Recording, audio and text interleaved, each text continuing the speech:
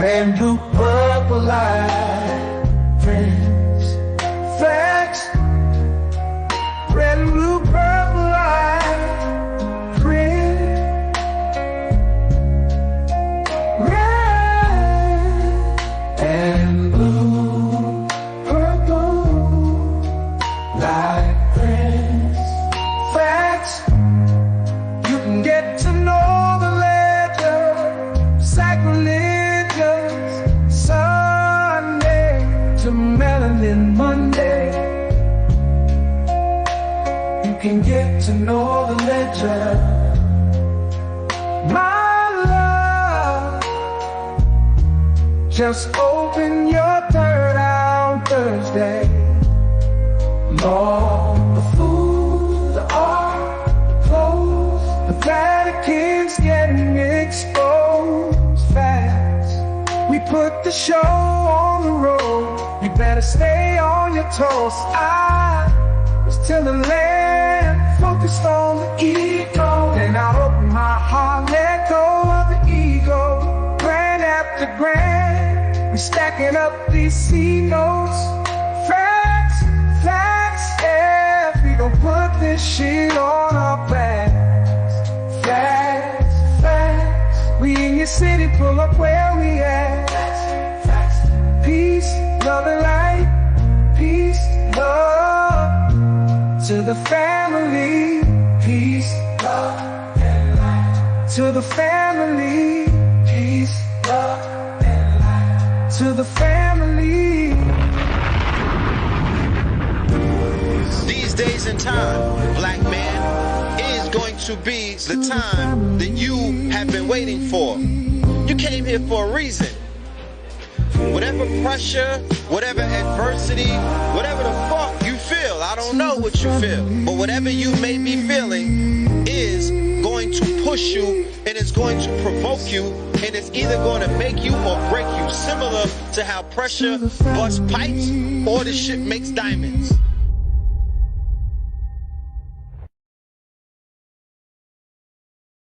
Peace to the family, peace to the family, peace to you and yours. Welcome to Know the Ledger. You are now rocking with the best. Yes, this is your host for the evening. Soon should be joined by my co-host, Brother Blue Pillar. All right. And this is Third Eye Thursdays, ladies and gentlemen. And you are now rocking with the best. Yes, yes, indeed. Yes, indeed. First and foremost, let me know how we sound on the audio. Let me know how we sound on the audio. And that song that you just heard, on the intro, that song is entitled The Facts Remix. All right. Peace, Love, and Light. And that is from the 44 Tops. Okay. That is from the 44 Tops. That is available for everybody who sends a donation for the Buy Me a Coffee tonight. Know the Ledger 44. All right. Know the Ledger 44. That file, that song right there is included, and you will be able to ride out with that. All right. We good on the audio. All right. Beautiful, beautiful. Let's go ahead and do the roll call. Let's go ahead and do the roll call so we can start this show. All right. We got Brother Blue Pillar in the building. It's been a minute, y'all. Make sure y'all make the God feel welcome. I mean, he's back in the building and whatnot. We got Blue Pillar to pull up. So this is going to be another one of those classics. All right. So let's go. We got Harlem in the building. Shout out to Harlem. All right. Harlem in the building. Shout out to San Francisco. Shout out to Hollywood, New Bedford. All right. Massachusetts. Shout out to Portland. 843 South Kakalaka. We have Commerce, Georgia. Jacksonville. We have Chicago in the building. Shout out to Denver. South Central Los Scandalous. We have Orlando. All right. Love, truth, peace, freedom, and justice from Texas. Shout out to Cleveland, Ohio. All right. Shout out to the ATL. Shout out to Dallas, Norfolk. We got South Africa in the building. The BX is in the building. We have Ontario, Canada pulling up. Cali is here. We have Spartansburg, Chicago, Virginia Beach. Shout out to everybody pulling up tonight. London, UK, the Mandem. You know what I'm saying? Shout out to the Mandem. Philly in the building. Lafayette in the building. Columbus, Ohio in the building. Shout out to my IG family too. We got them tapped in as well. Okay. Kansas City. We have Raleigh. We have Bristol, Virginia, South Carolina in the building, Connecticut in the building. You already know what it is. Southwestern Virginia, Philly, North Philly. All right. West Los Angeles, Inglewood. Yonkers is in the Brooklyn. Okay. Shout out to BK. Shout out to BK. Shout out to Gary, Indiana, Smyrna, KC, St. Louis, man. All right. So the family's in the building. We got that understood. Belize tapping in. Shout out to the Belize family. So, with that being said, ladies and gentlemen, I'm not going to hold you. Let's go ahead and bring on our guest for this evening and open up the line. All right. Bringing to the stage none other than the twin brother, none other than our twin brother, Blue Pillar 44 in the building. I was trying to come up with a jingle. I was trying to come up with a jingle last minute. Peace to the God. Peace to the family, peace, love, and light. Uh, Thank you for welcoming me back to the program. It has been a minute. I want to say thank you for keeping the lights on and holding it down. For quite a while. You dig what I'm saying? I appreciate the level of programming that has come out of this platform. No doubt.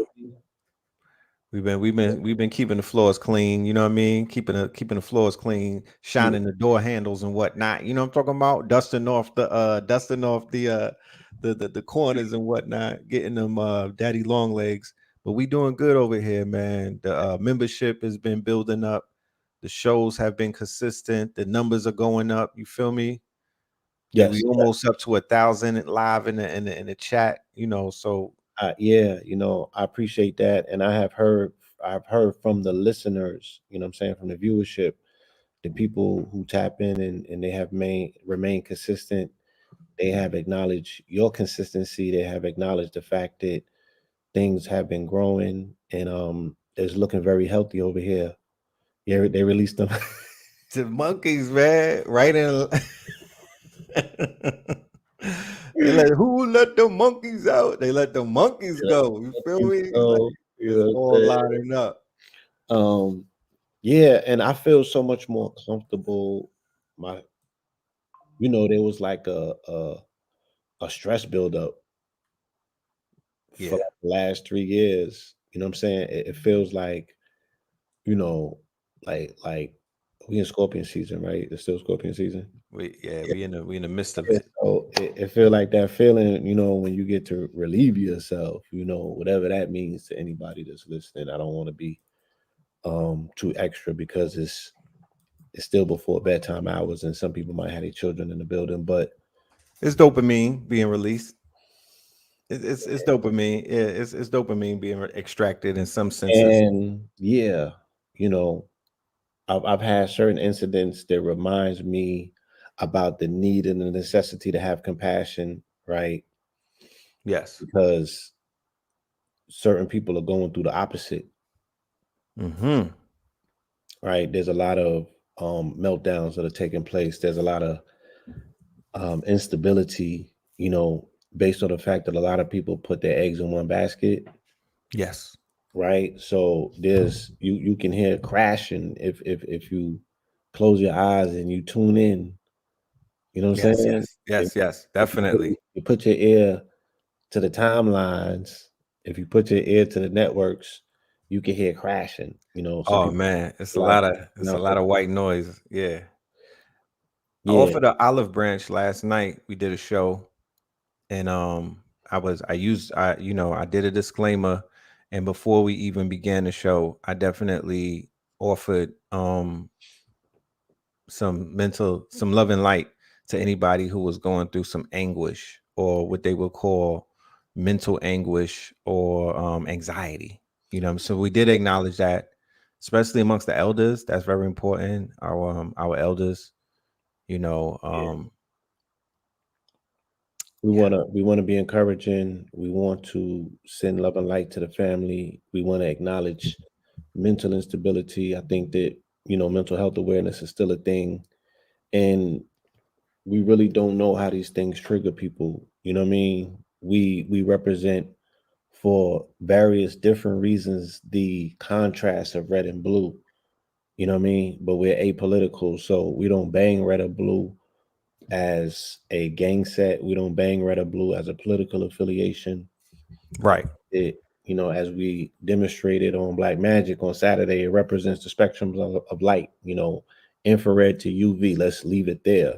And then there's other elements, we could get real mixy with the matrix and everything. Um, I told people I'm a daydreamer. I advocate sleeping is my ministry, not woke. Right. Sleeping is the ministry, not woke. So, you know, um, I got Aries rising and the Aries moon. I should be the red pill, you know what I'm saying? But it's the flip side. My reason for choosing that moniker was that I'm always going to be judged by the book is always going to be judged by its cover, and I've been called my wrong name my entire life. Every single day of my life, somebody calls me out of my name and calls me his name. So sometimes I'm red, sometimes I'm blue. You'll never know. But I, nonetheless, I, I um, felt that, yeah, I was able to experience that this summer. You feel me? And I understand how much of an infraction on your sovereignty that may be. Cause I was feeling like, what's up? What's your face? I'm trying to hear what you're saying. No, because somebody was like, yo, blue. And I was like, I just thought, I was like, damn. So when they was calling him red all of those years, I understood what that was, what that might have felt like. Not all the way, but I kind of get it. You feel me? Like, you want people to pay attention and really know who you are. Don't just give me you either one. No, nigga, who am I? Like, what you talking about? Yeah, it's there's a need and necessity for your individual nature and identity. And I'm saying all that to say that some people have tied their identity into what's called identity politics, and that's a real thing. It is. Identity politics is a real thing. Again, so I'm just asking you to be compassionate for mental health reasons and purposes. That for some people, this was all or nothing. Like for Trump, this was all or nothing. You know what I'm saying? He Right. sold it out because he had his back to the wall. He couldn't. It was all or nothing. You It know what I'm was saying? it was definitely all or nothing, And some people, for whatever reason, and a lot of people have their own personal reasons. It was all or nothing. So it's almost like when you tie yourself to a sports team, right? And you have experienced the tailgating experience with me. I don't know if I'm outing you I don't know if you shared that with your audience. I shared that. Hold on. I said I went to the tailgate on Sunday to get a taste for the little game, the little big game leading up to the big game, right? Because I said I saw it clearly that politics and sports are intricately related. Yes, they are. As I was on Northside Drive and I was watching throws of people go to the Mercedes-Benz Theater, right, or the Mercedes-Benz Stadium, it looked like the Coliseum. It was the Coliseum. Right. It was the Coliseum, and these people had encampments and they were flying flags for their team and whatnot. And I was like, in this situation, there's two parties. There's the Falcons and the Cowboys, and someone is gonna lose. So somebody has to walk back up this hill, this walk of shame and whatnot, because it's about a mile long, and they're gonna have to deal with the victors and whatnot. So I was Oh, mentally prepping myself. and they was Yeah, unrelentless. it They was unrelentless in Atlanta. Like they was giving them Cowboys that work. All of their fans, they had to eat the crow walking through, what I'm saying, a walk of shame. They was And drunk by then too. Yeah, they was drunk, so it was ugly. You know what I mean? They was all up in people's face. They was I mean, it was just crazy. But you see, that's the energy that goes along with these events when people are tethered to their affiliations, right? yes. Whether those affiliations are political, gangs, sports, you know what I'm saying? And there's a myriad of other things that people get Rappers, rap crews. yeah, their faves, you know what I'm saying? All of these Yeah. things that people vicariously live through and experience. Um, yeah, so the Falcons in Atlanta, that's a culture. You feel me? It's a culture that people take super duper serious. And the politics is the same way because they're easily able to align it with emotionalism, and for whatever reason, unfortunately, it ties directly into our narrative here as a people. Um, and when I say people, I'm speaking to the people, or speaking about the people, that our people went through so much trouble attempting to align a candidate with, without utilizing this opportunity to put forth a definition that would be definitive. They were not even trying to have that conversation. They were pushing back against that conversation. They were being very adamant about dodging any type of quote unquote plans. They didn't want to hear any of that talk. They said, "Man, f all of that. She got it. You know what I mean? We just gonna push for this identity politics. Yeah, She's a symbol of hope. She is a symbol of hope. She was some people's last hoorah in terms of their road to the White House. Who else? You know what I mean? Is in the quote unquote wing, awaiting to take flight to be anointed by their party to take that journey towards the most powerful seat in America. You know, a lot of people were invested. They were invested in that reality coming true, yes, especially when they weighed out these alternative realities. And we had that conversation on the day before the selection took place. We said, well, what we do know, I played a video of somebody was talking about how November was going to be a month of extreme transformation, right? Not only because it's in the month of Scorpio, just based of the alignments and everything. This is going to yeah, be a astrological, timeline shift. There's yeah, going to be a jump that takes place. Two realities, we're at a fork in the road where two realities now have they're fighting over the right to exist. You hmm, feel me? That's what it boils down to. That's why it's the big game. It's bigger than the Super Bowl and whatnot. Two realities or two ideas and concepts went to war. It's not only a cultural war that we saw take place in America. This is a war of identity. This is a war of quote unquote ideologies, ideology, clash of right? idioms, The clash ideology, of idioms. and Yes, shout out to 3 Milli Podcast. We did something last week, and we call the week, the stuff that's behind us is the weak stuff. Stuff in front of us is the strong. right. Last week, we did an episode, and he put it out the other day, and I think I got to touch on this, but I really wanted to drill and dive into it, and that was to speak to the fact that, because we be like, well, we don't got no pony in the race, and I was able to observe the situation from the sidelines and not emotionally get involved as a correspondent. You know what I'm Yeah. saying? I was able to observe, from the middle path. You dig what I'm saying? Not Yep. from the right side of the tree or the left wing of it, from the middle path. You know what I'm saying? Yes, In sir. Kabbalah, they will call that Doth, right? Yeah, You're dog. able to you're able to observe from the middle path. I said we're looking at a global new world order, and and what I'm saying, not in terms of how we grew up and they were speaking about the Illuminati. I'm just saying a global shift, right? A new world order on the globe. So this man has just been elected as the leader of the world, not of the U.S. And it marks a global shift in power because of his potential stance that he's going to have with China, Iran, and potentially the rest of the BRICS nations, Right. minus Russia, who he's already coddling to, and Putin is coddling to him. But this global shift, this global new world order, again, it speaks to a definite economic shift in the way that things are done globally, right? Um, Look at but the then, market response. right, that we can see the market response, and the market seems to favor a Trump presidency. Global markets, not just the ones here. You feel Look, me?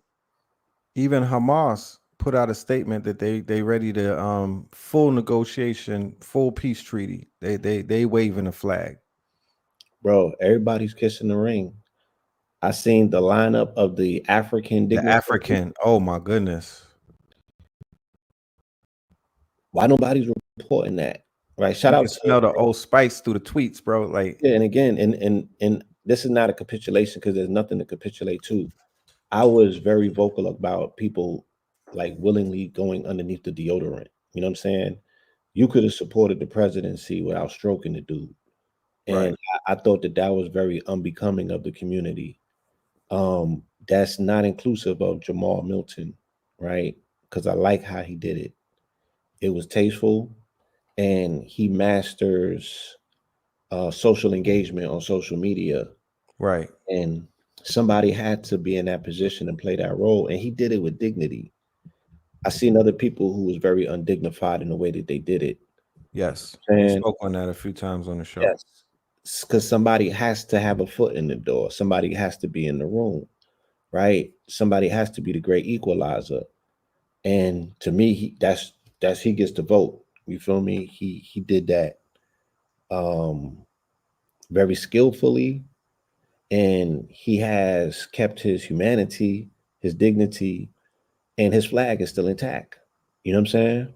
Yeah. So, in between him and Candace Owen, Yikes. Did we did got you manage? yeah, we got to put Lord Jamal in there. Did But you manage? Yeah, there's some winners. There's some winners. no, I'm Did just you? saying, Lord Jamal. Put him over here. We're gonna talk He about had one little gaff, and we spoke on it when he called the lady a B word. I said, "You doing good. You got the tie and everything. I like the look. You on Piers Morgan. he was You wild. cannot call her a B on national television, fam. It God body was wilding. God body was. We had to dial him back in, and it seemed like he cleaned it up, and he went back to work. No, No, okay, so I caught his post show last night. He's in rare form. you feel me? And again, you just right. You don't know the invective that people might be up against because to take that stance, the people who took that stance went against the grain. You know what I'm saying? These were the outliers for real, and they risked it all. Yes, So I cannot fathom what their inbox looked like. I cannot fathom how many, relationships must have went up in fire or business opportunities. You know what I'm saying? oh, I I, know it was. Yeah, I know it was yeah, nasty. I can't fathom that. So when they express themselves in ways that may be borderline aggressive, you know what I'm saying? I can only imagine that that's them working through those emotions of what they feel like, you know what I mean? Of because remember, this was the V for Vendetta election. So Right. the everyone who's busting back is the people that are busting back with a vengeance. So this is what vengeance looks like in Mm, Scorpio season, where Aries going right. There's so many, like you said, cosmological factors that are amplifying what this vengeance looks like. This is all scorpionic, all scorpionic. and it's masculinity, Aries, Mm-hmm. competitiveness, competition. You feel me? Um, you know, and but again, I want to be so responsible here because it's very important. And I spoke about this on 3 Milli that I said what we're looking at and what we have to be mindful of, especially dealing with identity politics in the brand of blackness, right? Because blackness is a brand, it's a global brand that already is experiencing brand damage, and we don't seem to understand the brand because the corporations utilize the brand globally to sell everything, but then they castigate the brand at the same time that the brand is blackened, right? We got a black eye on the brand of blackness globally Mm-hmm. because of the way that the system also promotes and propagates or puts forward the people that are willing to play this minstrel show. So the brand of blackness got a black eye globally. And then I'm saying be mindful that what you're voting for is that we're putting the veneer of a quote unquote black face, right, on white supremacy. by way of global hegemony. So not white supremacy that you thinking about with rednecks. We're speaking about, once again, global politics and global policies, specifically those that are heavily supportive of Zionist agendas, Right. right? And these dual wars that are going on. You feel me? Right. That speak to a global world order, to speak to old world order of what that global world order represents. This is the old world order, not the new world order. The new world order is emerging. You feel me? In those quote unquote smaller countries that are now forming up to form the BRICS and things of that nature, right? Yeah, because Crypto, there's two things. right? Crypto as a currency. Yes. Um, so many things that are now going to come to a head, and we get to see how they work themselves out. So the threat of putting a black face on white supremacy on the system, because this was a revolution that was enacted by the people, right? This is all Pluto and Aquarius energy. We the people, Mm-hmm. right? The republic pushed back against the democracy or the democrats. And you cannot take the semblance or the idea that these people were responsible for that victory. You can't tell them that they vote don't matter, Oh, hell no. right? Because what you witnessed was the people's revolution. Right.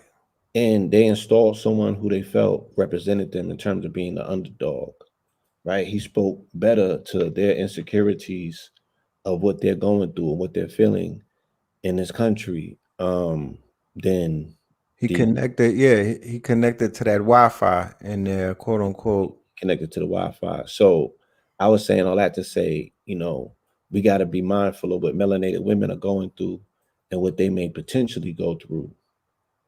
You know what I'm saying?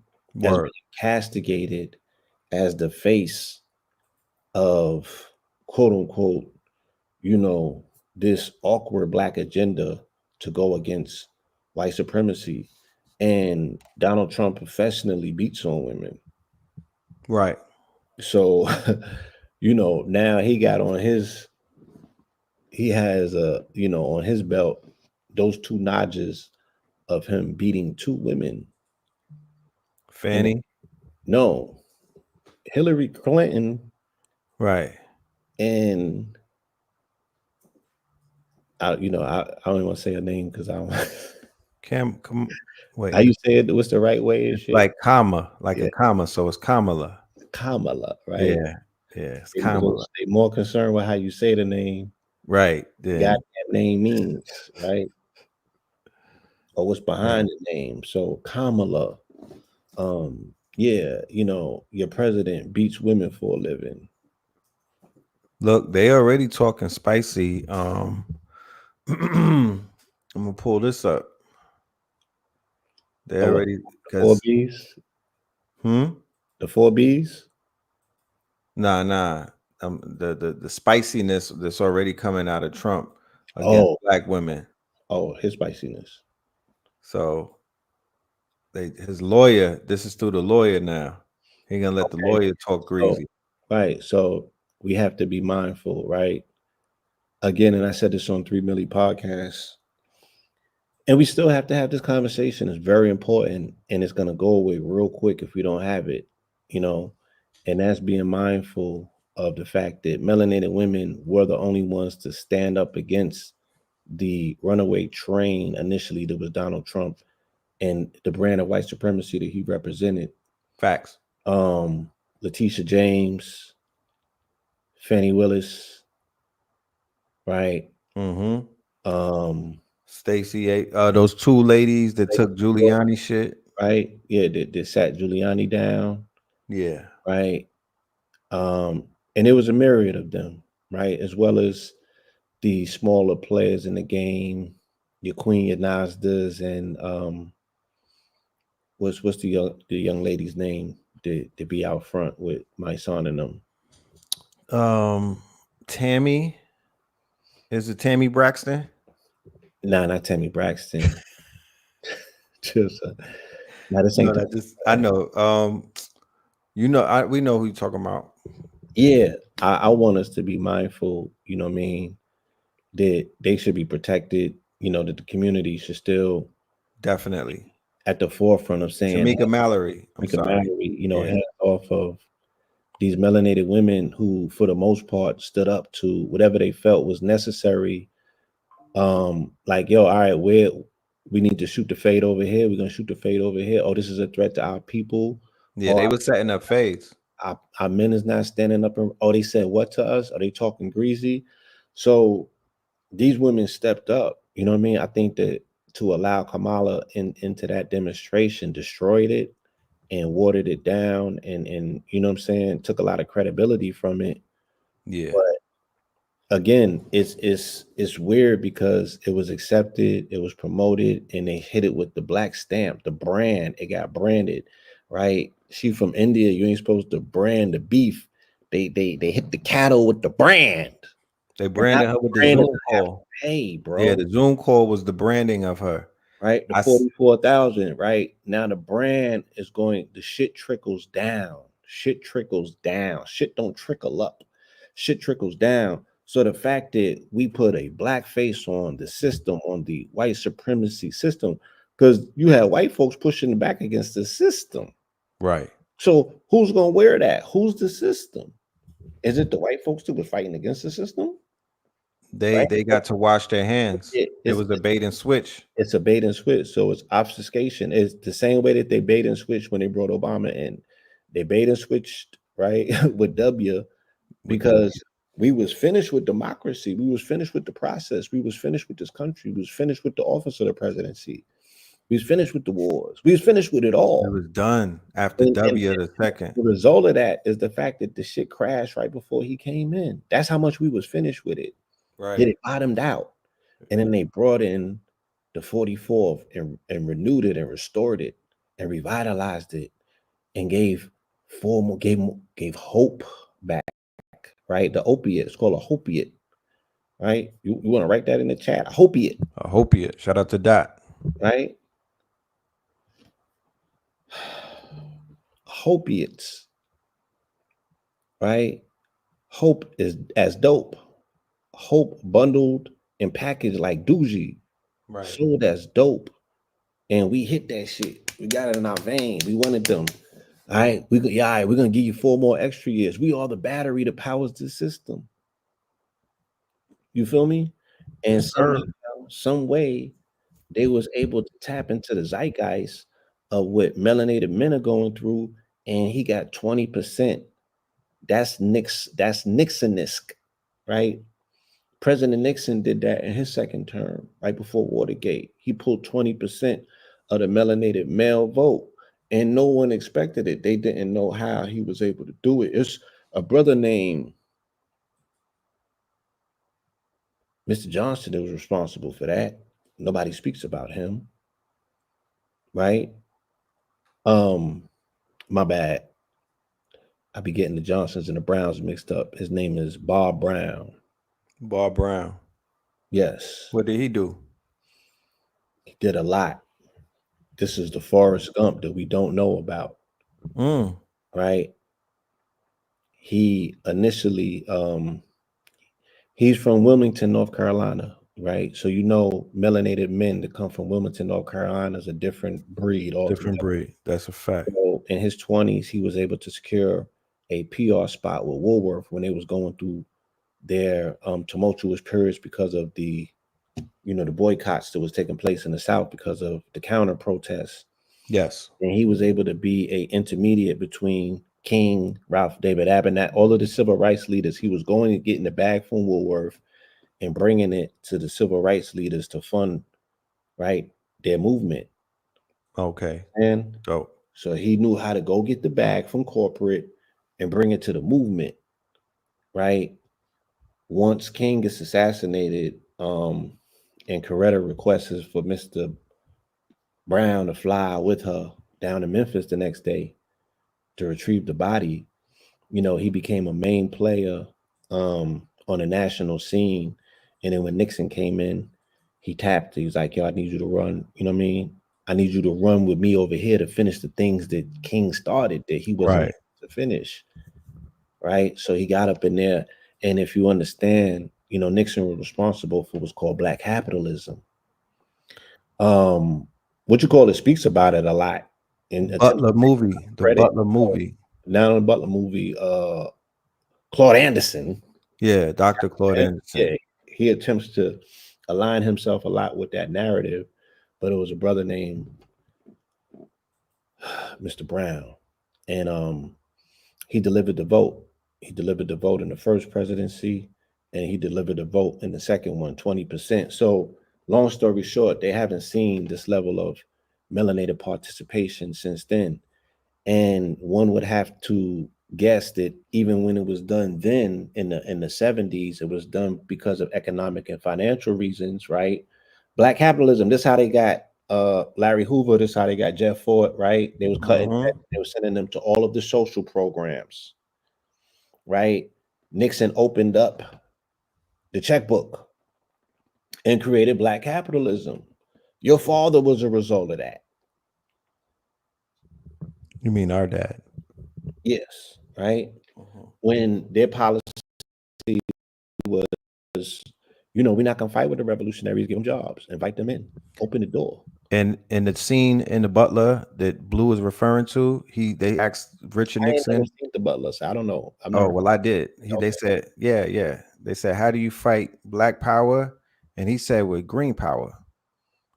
So people who were the have-nots began to receive Yeah, he funds. said it.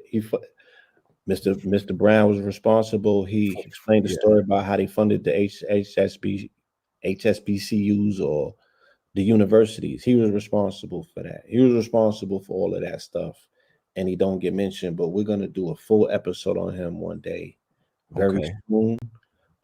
But long story short, yeah, we're back to those times.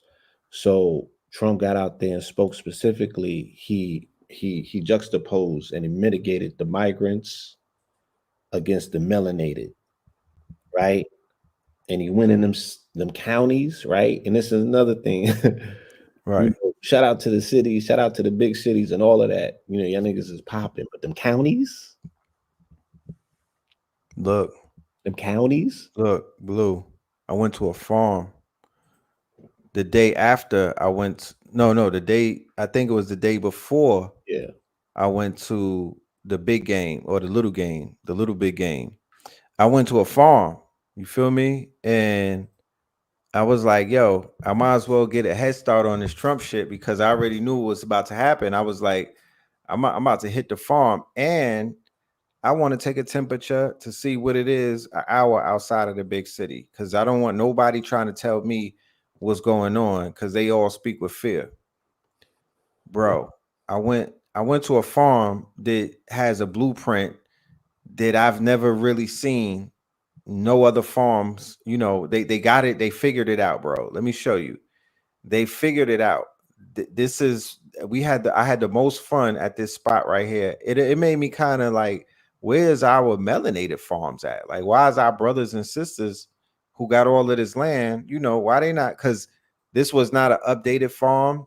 Everything was old and vintage, rustic, and they monetized the shit out of it. You know what I mean? They made it fun, they made it adventurous, and mad melanated people was out there, bro. mm, I'm talking about it was flooded with, and we were all in harmony with everyone. Everybody was in pure harmony. The pigs was racing. Yeah, I'm Muslim, man, and the pigs was racing. They Charlotte's Web out here. You know what I'm talking about?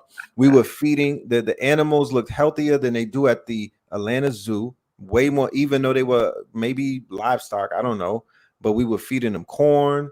yeah, Uh, it was nice, bro. It yeah. was peaceful. I love it. I love the farm life. I love the rural life. I'm out here in Trump country. You know what I'm saying? I'm amongst the rednecks and the hillbillies, and I don't got the, I don't know. You know what I mean? I don't have them pressures. I don't have them problems. I don't have none of that stuff. They salute me when they see me. You know, they Yeah, don't know who the blue pill is. At least I don't think they do. You know what I'm saying? but I be coming out the gym and shit, man. And there's one thing that I learned about rednecks. Like if you standing your ground and standing on your square, you know what I'm saying? And they see a man in you, they salute that. Yes. Yes, they do. Me, They do. they You salute know what I that. mean? They And I'll be they honest, are right. They're not invested in the demasculization agenda. You feel me? Now I'm not saying that these ain't some closeted people on that side, yeah, but the mask that they wear on the surface, and you can call them on it if anything ever shows any, you know bro. what I mean? They Yeah. So this is the North. I've been in the South, in the deep, deep South. I used to go to the animal auctions down there. So this is pure hillbilly. I'm talking about, and right, the necks don't get no redder than this. right, Oh, I'm talking about the sticks. I've been in the right. sticks with them. You feel me? Yeah, and the sticks. And it's borderline embarrassing that I be walking out of there and I be like, this supposed to be the competition? Like these the people that you scared of? And I'm like, and I'm not, I don't move with the energy where I be like, oh, they be kissing the ring. Cause I don't move like that. But damn, it be respectful. You know what I'm saying? It be wall to wall respect because I don't walk with my head low. And I can see the juxtaposition because I'm in there with elders that you could tell been around them for like 50 or 60 years and they got their head low. Right, You know what I'm saying? And I'm not, they don't drag them or treat them a particular way. But you see how they, you know what I mean? They treat them the way they treat themselves. But you right. know, Like we Bashira said, the Southern hospitality is the fact that everybody is armed and there's just a level of decorum that takes place when everybody's armed, you know? that And part, because what you see, like they're not physically, like I'm talking about bellies that, again, you can see that they hiding their comorbidity because they're not able to, they couldn't handle the scrap, but they got the straps on them, right? right, Yeah, there's a level of decorum and respect because it could be the wild, wild west out there. And they little jits got it, everybody got it on them. You know what I mean? yeah, yeah, you I had know, just came from Philadelphia last month, and I went to Kensington. The part that's an open air oh drug market, yeah, I've been talking about that with right? Skrilla in them. Yeah, Yeah, and I just thought that I just saw it on YouTube, but to actually witness it and to walk through it, right? And I'm taken aback because this is this city's a Muslim stronghold, and it was dawning on me that everywhere there's a Muslim stronghold is a dope den. You know what I'm mm. saying? And that's a conversation for another time. Cause then I went all the way to Afghanistan with it. Then I went to Africa with it. And I was like, God damn. Then, And Muslims and dope, right? then I remember some things that I was told when I was incarcerated, about people who was dealing the dope with the Africans who would have the trunk full of the dope and the eggs and go to the masjid to make salat and then go back to the strip. A whole nother conversation. So I'm like, how does this even make sense? And then it dawned on me because like I was back in the north and I felt the difference like immediately. I was like, what's northern hospitality? Huh. I was like, what's northern hospital? Because we know what southern hospitality is. But I was like, Ice grill with a bacon, egg, and cheese. son. So I'm walking through their hoods, and that's all I'm getting is the ice grill. Like, you know what I'm saying? And I'm like, yo, this, and then it's Philly, so it's home of the gun clappers, and it's like you just like, yo, where you know what I mean? I'm like, bro, what's going on here? You look so obvious, like you standing next to the boppers.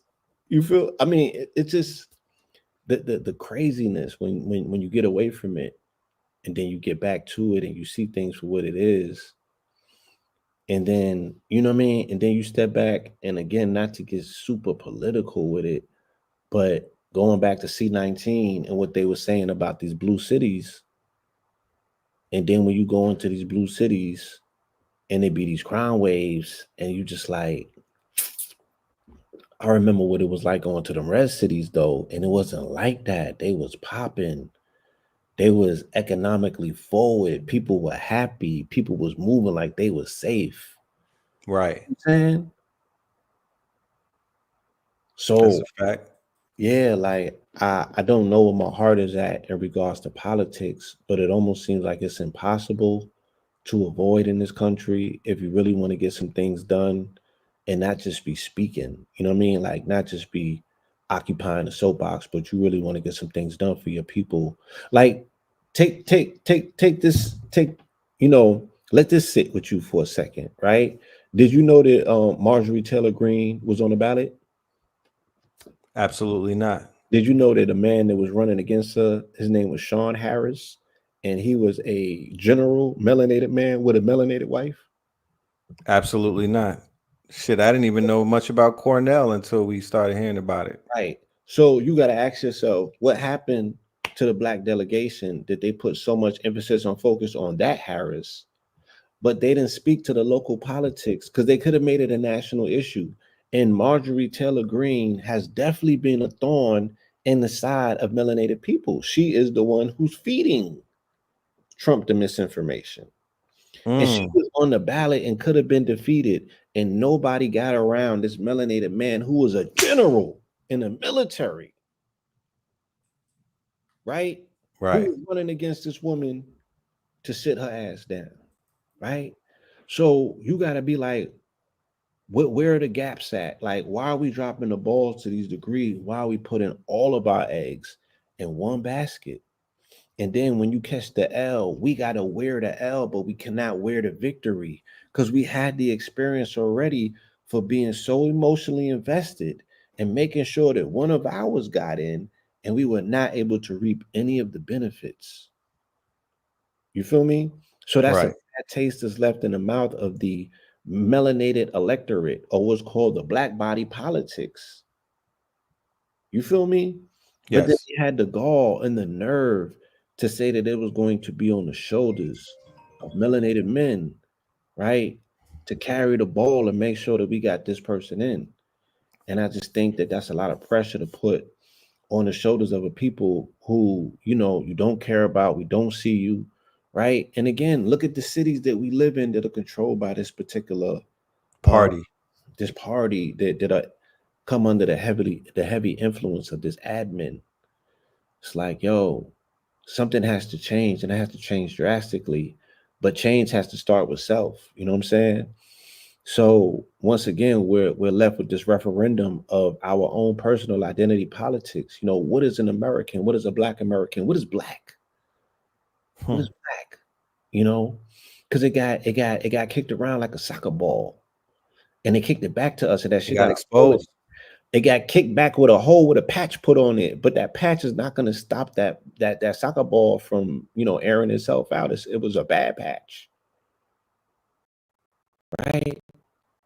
So we walk away from this as a people, and I'm saying we because our women were heavily invested in this, right? So their emotional body makes up a big part of the body politic because we're gonna feel what they feel, and they're feeling fear right now. Okay. And they said that they're enacting a policy called the 4Bs.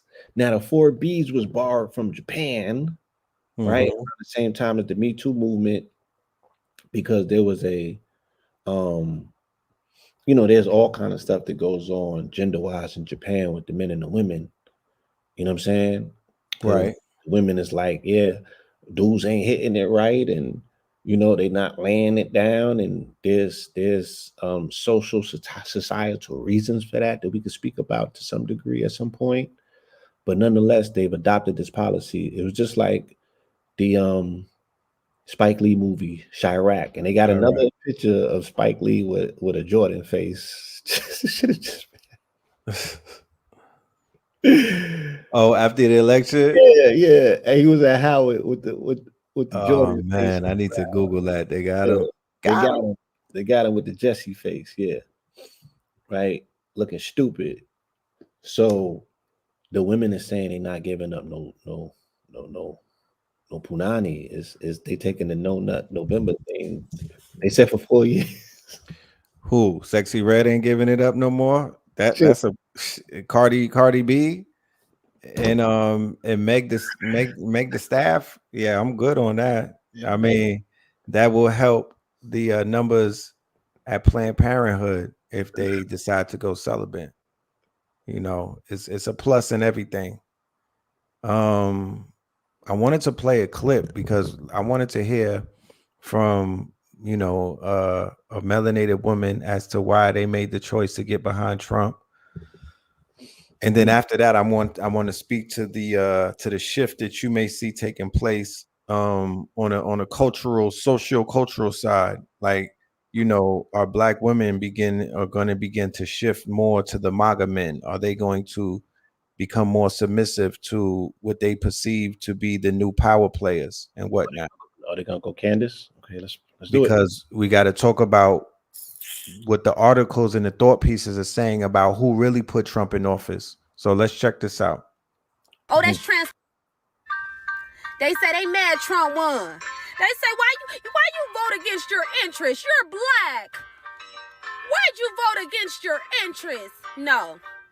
Look, word to my mama, right hand to the stand. I'm raising up my son to be a boy to a man. Oh, that's transphobic, they gon' say they feelings hurt. But I can't tell my son that it's cool to rock a skirt, that's facts. And then they say we ain't going back. How's that? All the evils finna get exposed, ask cat. They tried to muzzle me, but I'm a lion, not a puppy. Industry tried to snub me cause I don't party with puffies. My body is a temple. They screwing on your body while they messing up your mental. And Kamala was not presidential. That's why she kept all her real plans confidential. Pay attention. Then they want to scream, my body, my choice. Men need to yell, my pockets, my choice. Because why do only women get a say? But for 18 years, force a man to have to pay. That's crazy. I thought this was the home of the free and the brave. When every day they trying to censor me. How, Sway? And then we try to cancel the facts. We stand by Janet. No, that lady not black. Y'all can't cancel black royalty. Is you dumb? That lady say she finna come and take all our guns. When I just copped the chopper and it sound just like a drum. Intruder come inside, they hit, put it up a thumb. Yeah, I got an itch and need to protect my seed. Oh, she the new way? That's just a feeble. I heard her say she ain't doing nothing for black people. She was finna trade on y'all like Cain that done Abel. We stand by Janet, know that lady not black. The truth is we can't let y'all alter the facts. A woman is an adult human female, that's facts. The truth is the truth and the facts is the facts. And that's why I voted for Trump, and Trump is my president. Let's go! Bars. Yeah, there's some balls. She balled it up with that. So that represents the pendulum swing. I would say in 4 more years, a large majority of women who were underneath this Democratic spell may begin to shift into that frequency that lady right there is on.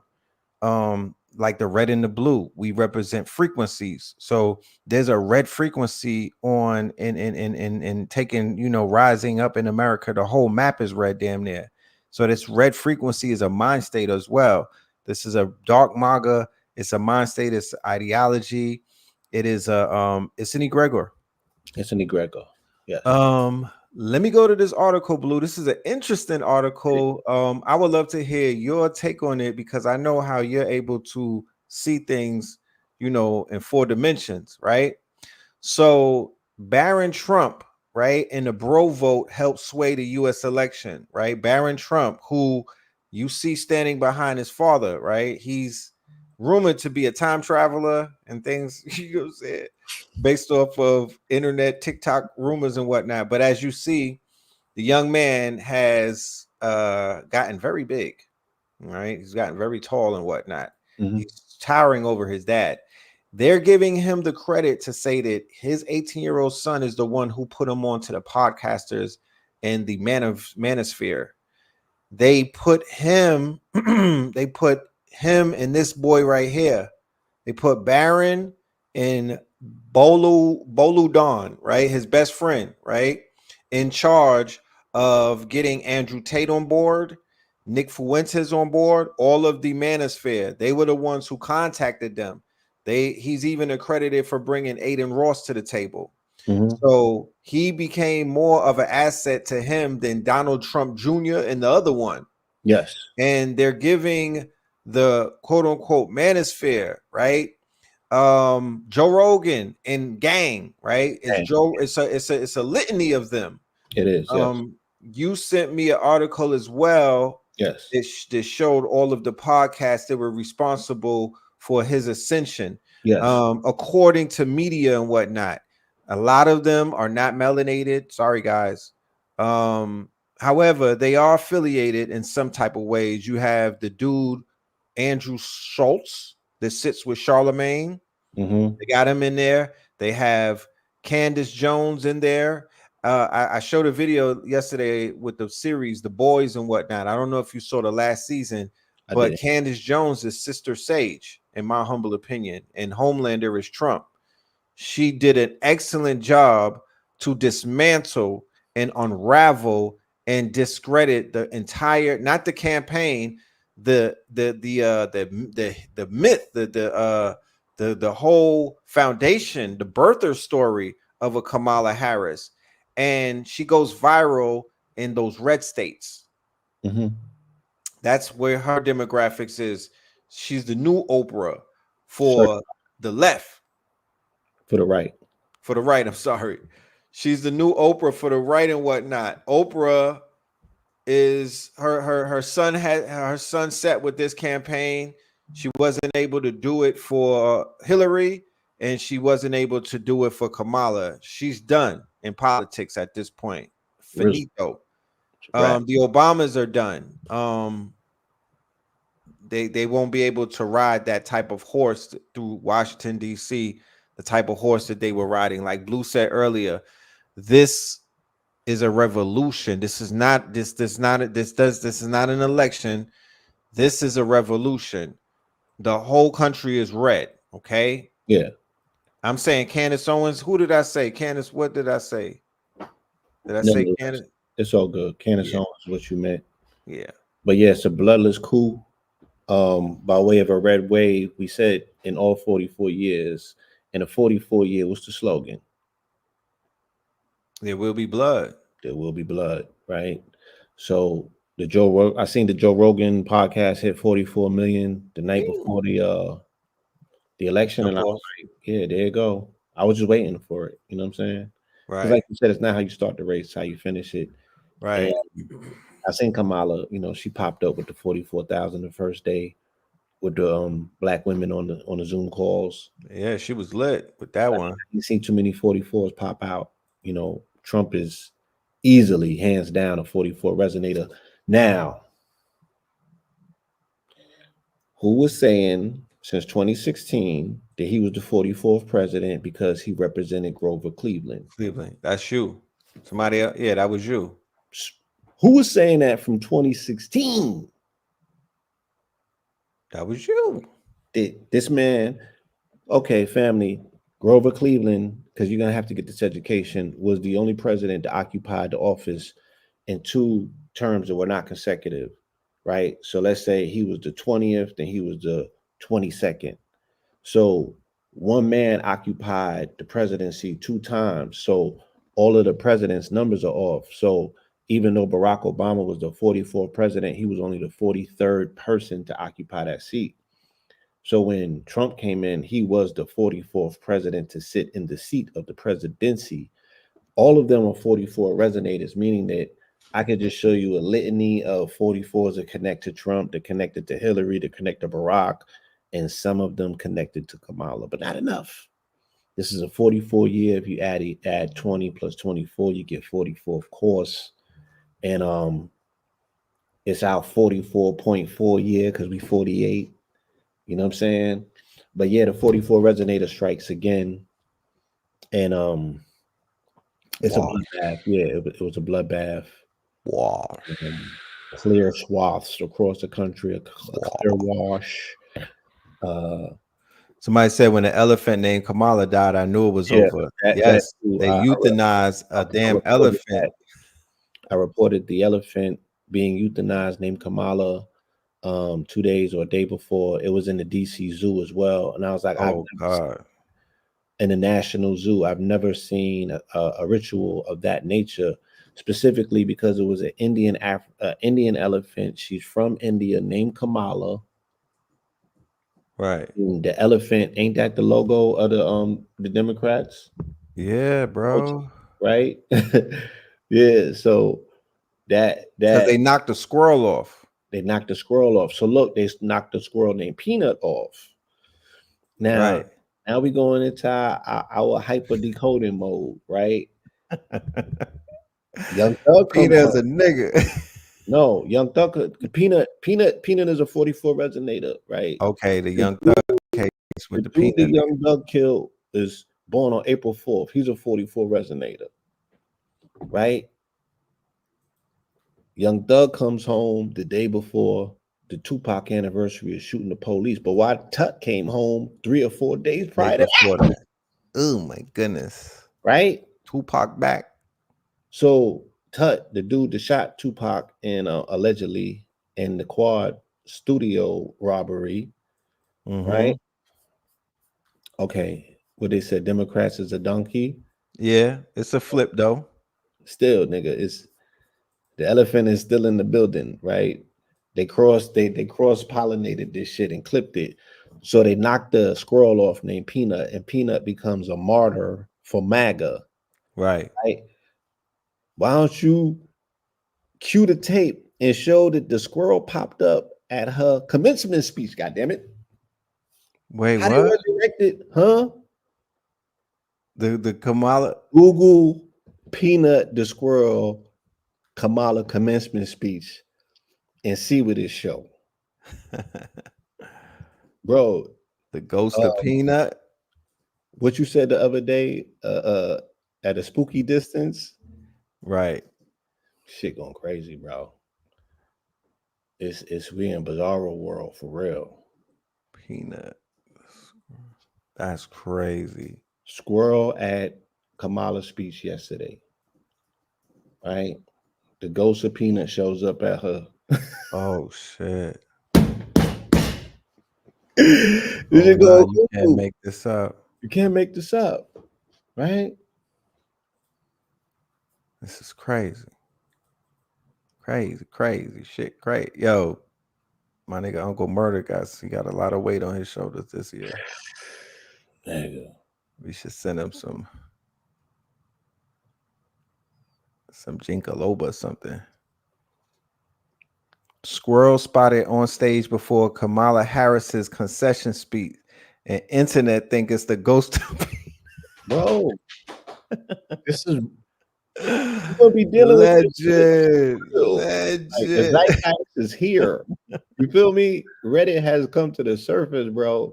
Oh Like man, yeah, we are in the twilight zone. we in the twilight For real. zone. Here you go. It's lit.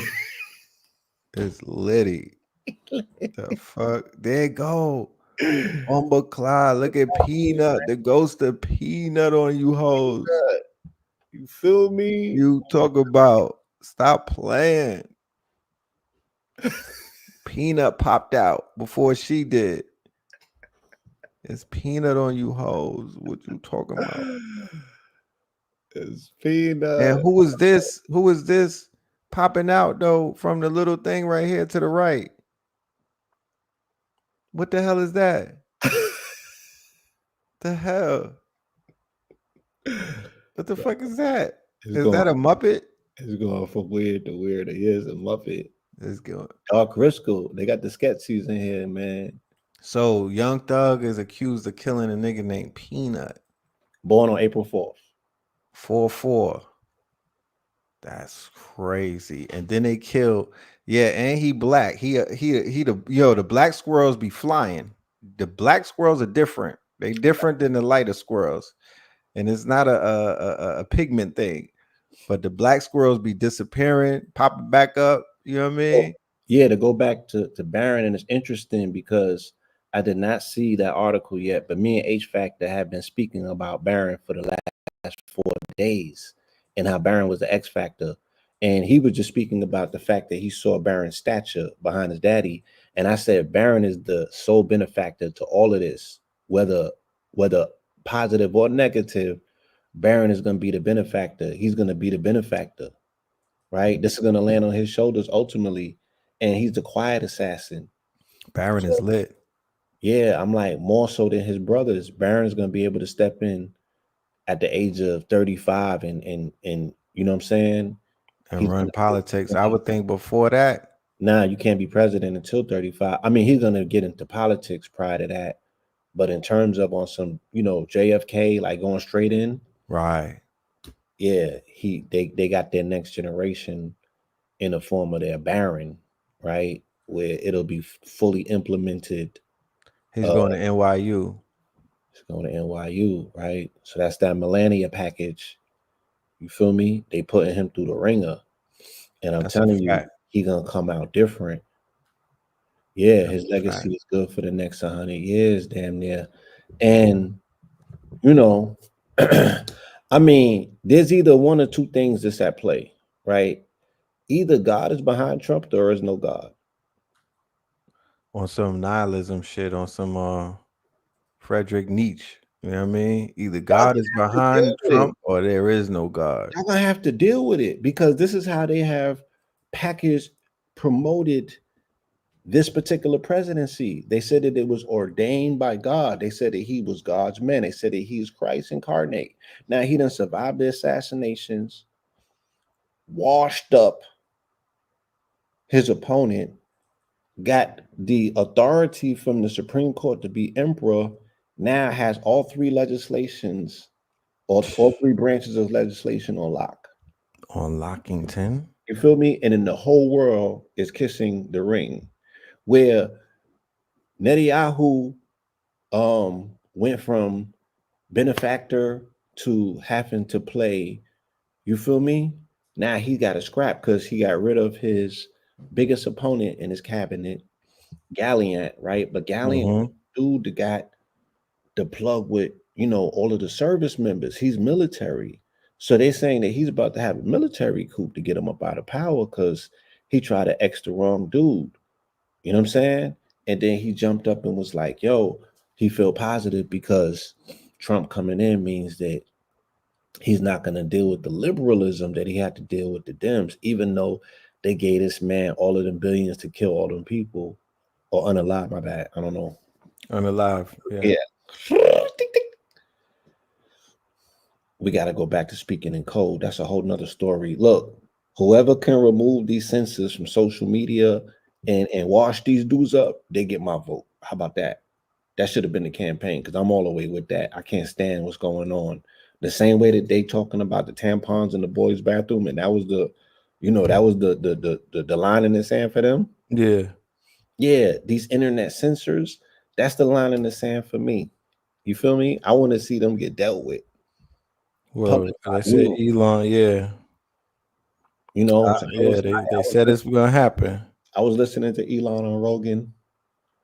You know what I'm saying? And he's a quadruple agent, so he was talking that talk, but you just don't know who he's in bed with. You'll never know. You're You'll about never know. Yeah, but you'll never nonetheless, know. so yeah, Barron, we was making these observations against Barron about Barron. And yeah, so I'm jumping because you said, as well that he shows up as a time traveler. They said that Barron, it was written and all of that good stuff. Mm-hmm. Either God is in favor of Donald Trump or there is no God. How about it? You know what I'm saying? Yep. And now they're putting pressure on Biden to pardon this dude. Daily pressure. Well, do you see where they decided the DOJ dropped all charges against them moving forward because of the ruling that the Supreme Court put into play a few months ago, Teflon. saying that as a sitting president, Yeah. so all of everything got dropped, even up to the point where there was a sentencing that was supposed to take place. That's not even going to go forward. He walked away with this shit clear, Unprecedented, right? unprecedented. So, and you got to understand, family, we lived through the Teflon Don era. We lived through the Gotti era. You feel me? I ain't never seen Teflon like this. I've never seen someone, with I never seen this. This is unprecedented. You feel me? This is unprecedented, and you can't buy it. because it wasn't bought. You know, Right. this dude got a different level of a drive and of determination. We got to go back to the program about the his master teacher who taught Oh him yeah. Positive affirmations and positive thinking. affirmations that regardless of what you're going through, he remained unapologetically optimistic through all things and never admits defeat. Yes. We need to study that, right? This is not about becoming like Trump. This is not about edifying his character. This is saying whatever level of mentalism, you feel me, that this individual is dealing with, his ability to barrel through things, you feel me, his ability to remain steadfast, um, is unprecedented. Yes.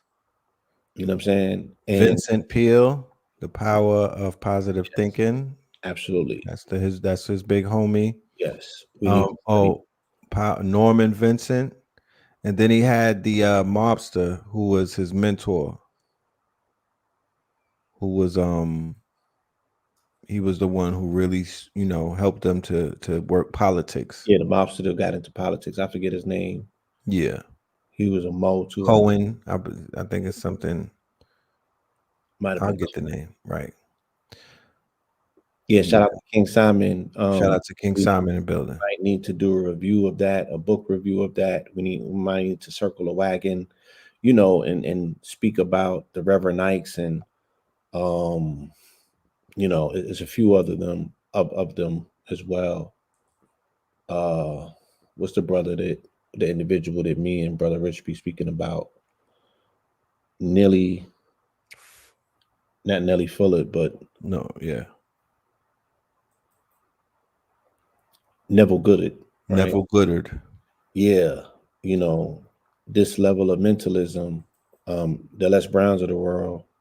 Paula White is Trump's spiritual advisor. She's another 44 resonator. Yeah, so again, oh man, it's just a lot to unpack, and I don't know if we need to do it all in one night. You know what I'm saying? Yeah, Roy Cohen. Roy Cohen. I Yeah, believe that was his name, Roy Cohen. I just want us to be very mindful.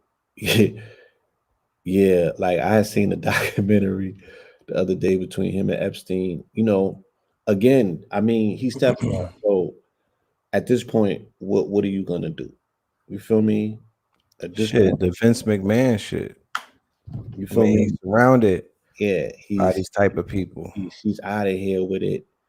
And what is the general life lesson that you can walk away with based on the observation? You know what I mean? Based on the observation, what is the general lesson that you could walk away with? I think that it's more important, especially as melanated men, that we affirm with melanated women, that they're gonna be safe, right? That at least that we're willing to protect them. You know what Yes, I'm saying? we need to affirm that We need first to and affirm foremost. that because again, they're gonna get the backlash from the brand damage from us shellacking and putting on the face of blackness or our melanated family someone who has the laughing jackal face, right? It was a major blunder on our behalf, and there's going to be an enormous price to pay because again his political opponents, the people that he's going to enact revenge against, are going to be melanated women because they're the ones who had the gall and the gumption to get up there and push back against him when he was perceived to be a threat against our Right. sovereignty as a people. You know what I mean? And Right. as men, melanated men did not do enough, to put a front up where the women could feel like, all right, we could fall back and we could chill or support. You know what I mean? It's the same thing that happened during the entire Obama presidency when they had to front line these protests, when they had to be the ones to get up there in Ferguson. You know what I'm saying? When they had to put their chests on the line in front of these police, in front of these tanks. The women did that. And for us to be like dismissive of that, for us to be unappreciative of that, for us to be non-supportive of that, that's real whack. Of course he's gonna pardon them. Look, he's gonna pardon them because he's gonna say that he ain't lose that presidency. And it's gonna be hard to argue with him now. Right? To say if Right. he swept the country in the way that he did, with the numbers that he did, it's gonna be hard to unconvince him that he did not that he did not win that second situation. You're gonna hear about that until he's in the ground. I got some questions that I want to ask you, bro. Mhm. And it involves some questions that we posed on this platform, and I've seen it posed on other platforms.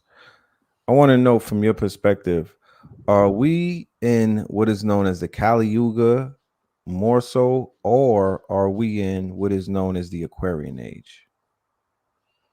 I'm hearing both of them. Okay. Okay. That's good. All right. Follow up. You got a follow up question with that? Because it sounded like you was Yeah. question. There were predictions being made by a lot of quote unquote seers and Oh, readers all of and them. whatnot. They all got egg on their face. The tarot cards and the and you know, there was people that were adamant and they were saying we are in the Aquarian age and Kamala represents the Aquarian, the leader, or rather she represents the symbol of women coming back into their power by actually having a woman president that would kind of signify and solidify the idea. And then you have other people saying, not so quick, not so fast. We are still in this Kali Yuga. The reason why things are falling apart, the reason why you had two horrible choices, the reason why the villain is in a seat of power, it aligns perfectly with the revelations of the Kali Yuga.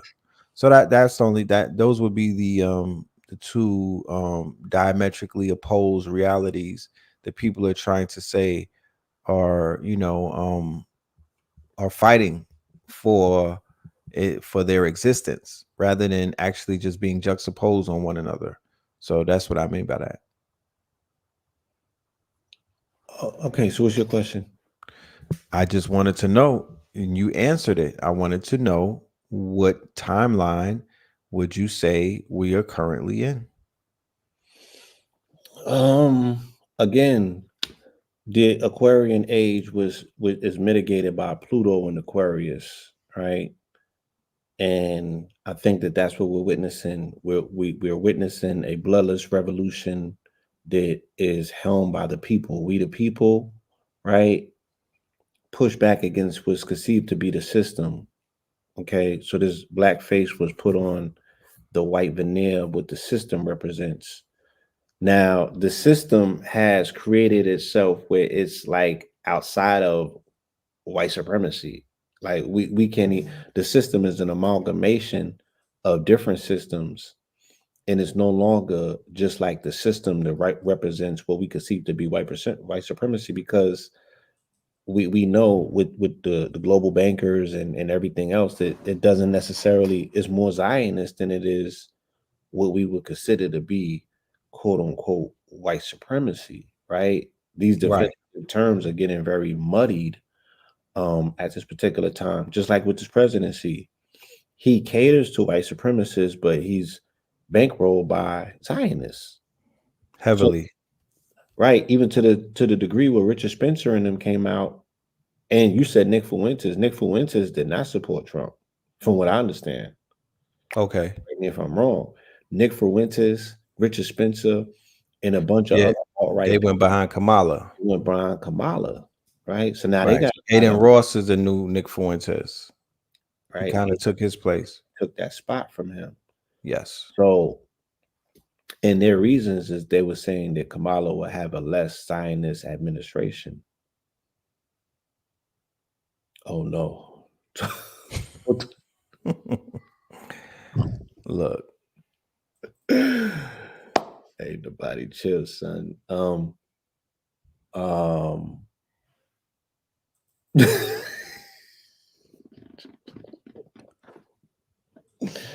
Science is a philosophy. You could be any race. Mm-hmm. Granted, right? Yes, the 44th richest is Mariam Adelson, right?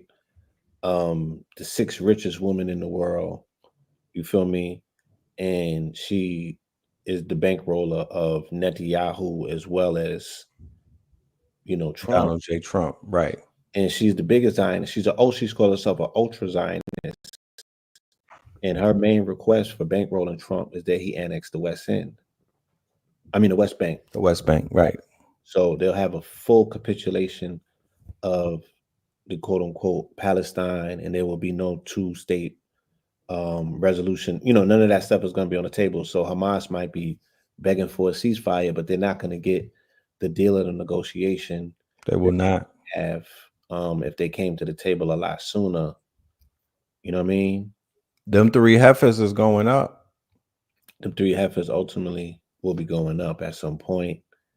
And yeah, he owes her big time, and he knows it, and she knows it. And she's the one with the NBA team. She has the Dallas Mavericks. The Mavericks, yeah, not an NFL team. So once his followers or his base figures it out or realizes that, he's a puppet to the Zionists, to AIPAC in them as well. Even though he has, he's shown his ability to break the programming. Yes. And, right. He's creating this muddled situation where you just don't know what he's gonna do or which way he might flip on his backers.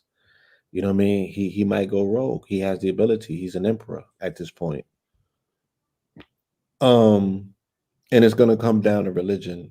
You know what I'm saying? It's gonna come down to the Christian nationalists and the evangelicals, and they're gonna say you don't have to cater to their God because you're our God and you are God, and he's gonna go for that. You know what I'm saying? Because this is his last hoorah. You feel me? And he's experiencing the stroking of the ego like never before on his way out. He's deified. The deification, right? Well, he just has to hold on to the breath in his life, so y'all don't get a vice president. So you don't get a what? A Vance president? Oh, Vance presidency, nigga. Oh man, you don't want a JD Vance presidency. Lord have mercy. Yo, son said Boys in the Hood was the most impactful movie on his life growing up. Who, JD Vance? Yes, he's 40. I would advise you to look at. He said at the age of 8, he saw this movie and he identified with Furious Styles. He said he understood that Furious Styles represented the outgoing Black nationalist ideology. Right. Gotta watch JD Vance. I did the research on these people, right? I did the research on Usha. I did the research on JD. Very interesting individuals. Very interesting. Yeah, his wife Usha. Mm-hmm. She was lit. She was lit. She put him on. House husband. Yeah. She put him on.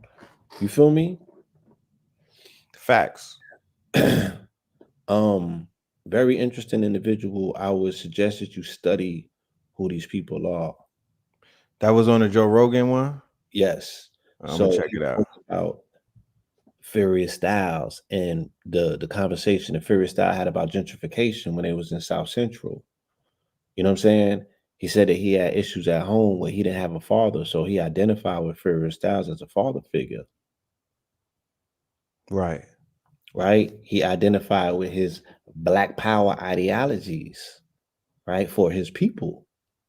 Said a lot of things. You know what I mean? I would really think that I would suggest that you go and just tap into, you know what I'm saying, that interview just to get a glimpse of what he was speaking on. For sure. Now I'm gonna check it out.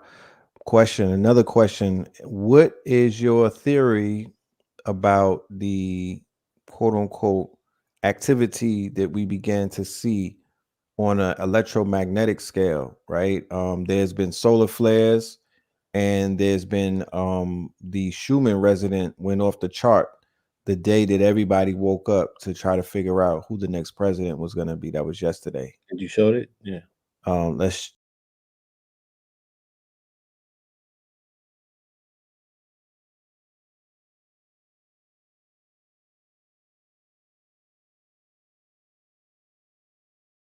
24, the Schumann resonant.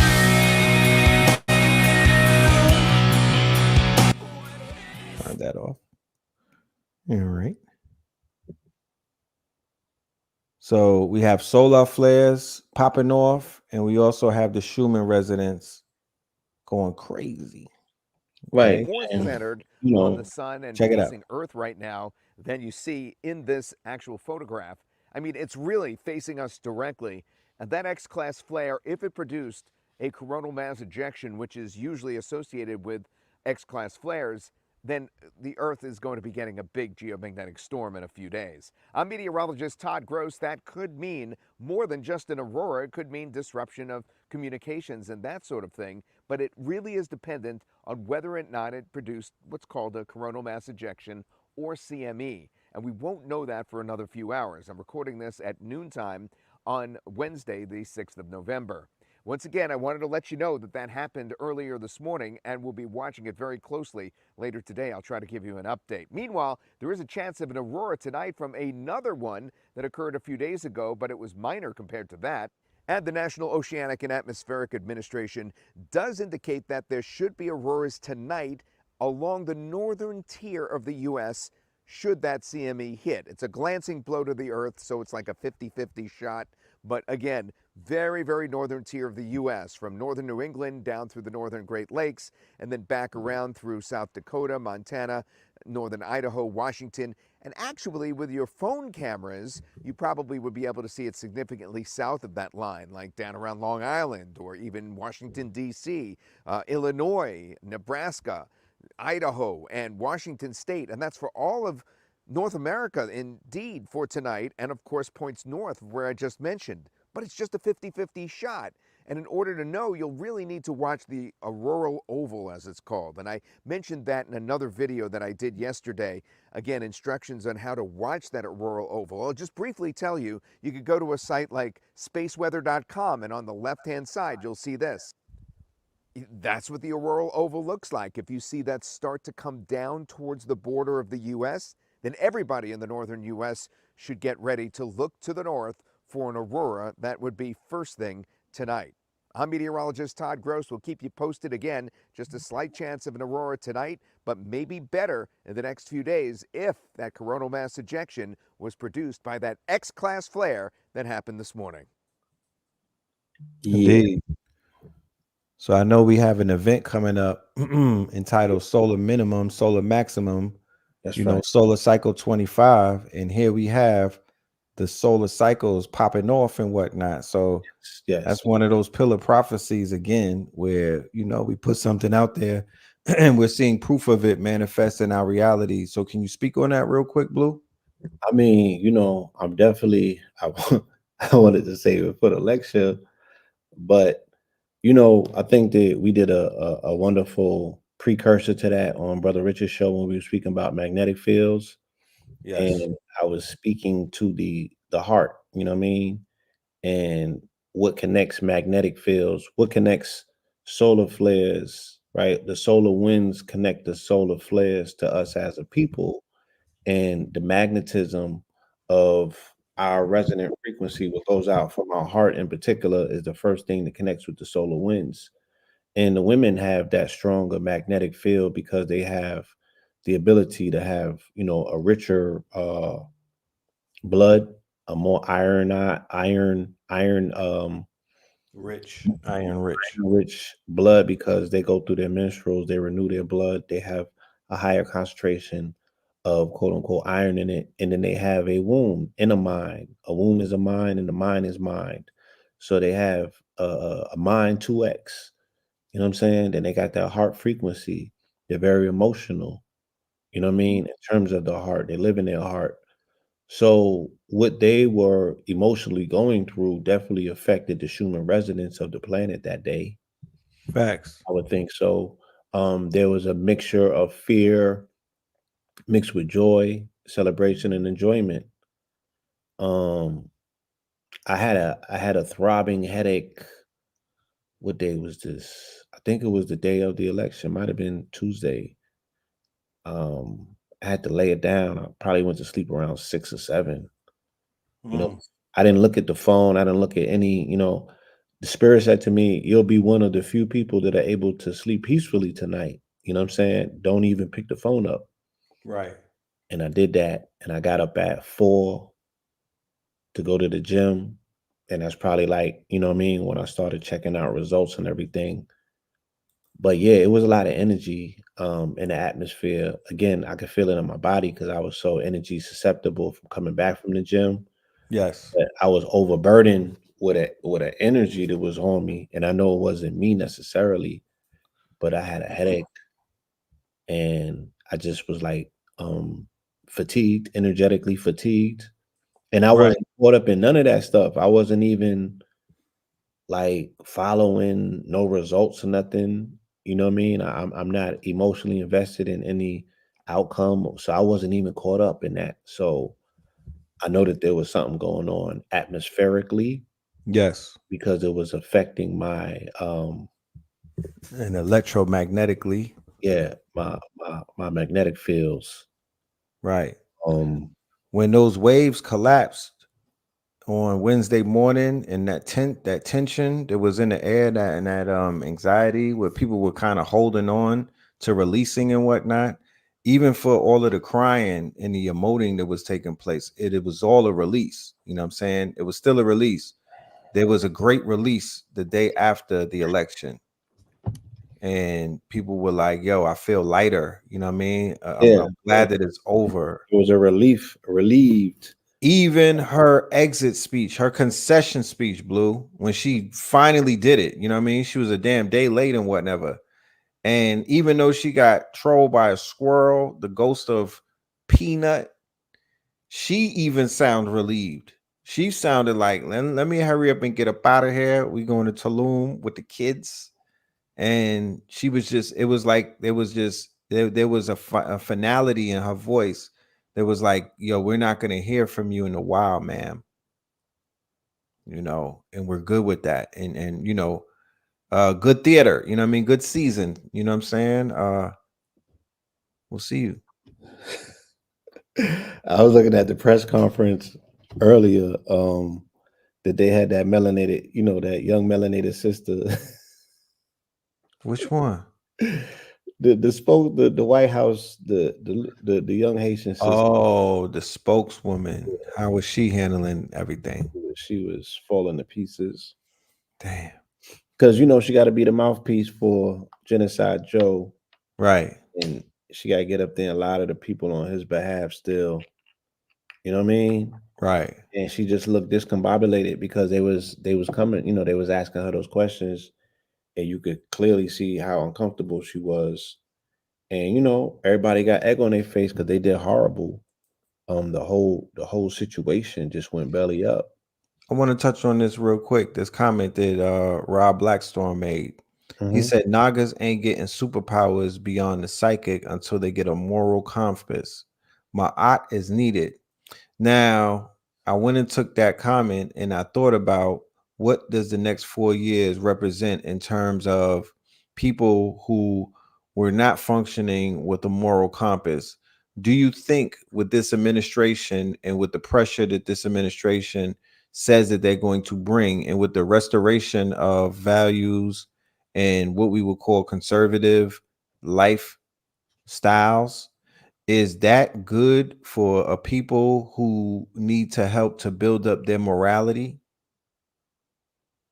I mean, it all depends on what you see as morality. Again, like I said, if we thrust this conversation back to Christian morals and ideals, but again, melanated people don't know anything outside of that. They can tell you, they're gonna bring up the 48 laws of Ma'at and look, you niggas, no disrespect. I'm just saying you were taught Christian values and morals, and that's the compass that you navigate from as melanated people in this country. So, what do you have to fall back on but the things that you have been taught? So then, again, moving into the age of Aquarius, though, then we're gonna speak about sexual morality, and we know what Aquarius represents. So the tire is gonna hit the road because the conversations of where they want people to go back to is not consistent with where we're moving and going in the cosmos per se. Right. But the conversation still has to be spoken about the restoration of family. And as a melanated man, as a member of the melanated community, that's the thing that I'm more so the only thing that I'm interested in and the thing that I want to put first. You know what I mean? Um, and I'm not with divisive politics necessarily. That's not my thing, but family first. You know what I'm saying? And Right. and my yeah, melanated family first. So if there is a economic revival, right, where they're saying, we're taking these jobs away from migrants and we want to give them back to the blacks and the Hispanics. That's what Trump was saying, right? And anything that can allow men to get back in a position where they can be providers and secure the bag once again, then they have a better chance of being fathers. They have better chance of being husbands. They have better chances of being productive members of their community and society. And that's what I want to see, because those are the things that are going Life to changing. Now, right. those are the things that are going to bring back the family dynamics, the women having trust in these men, the women having faith in these men. And when I say faith, this man can not only support me, but he can protect me. This man can not only support and protect me, but this man is doing the things necessary where he's going to be around to be in this child's life. He's going to be around to instill these values, these morals, and this character in this Right. man or this young woman that I'm raising, where this young woman will not have to be raised by the conflictions of Cardi B or the contradictions of a Megan the Stallion, while these young women are attempting to still find their way in a very abusive industry that they belong to, coincidingly at the same time where we're going to see the wallpaper torn down from the house of cards that was built right off of idol worship for the last 30 to 40 years. Mm. Next year is going to be about them tearing your idols down. They're gonna put the tapes out on all of them people that got on stage with Kamala, because I think that was the concession of them getting up there, because they didn't look like they wanted to be there. They didn't They even, surely didn't. you know what I'm saying? They didn't They even. surely didn't. They look like they got dragged out. Like she was telling them she's gonna give them a pardon. We're gonna get rid of them tapes. Now,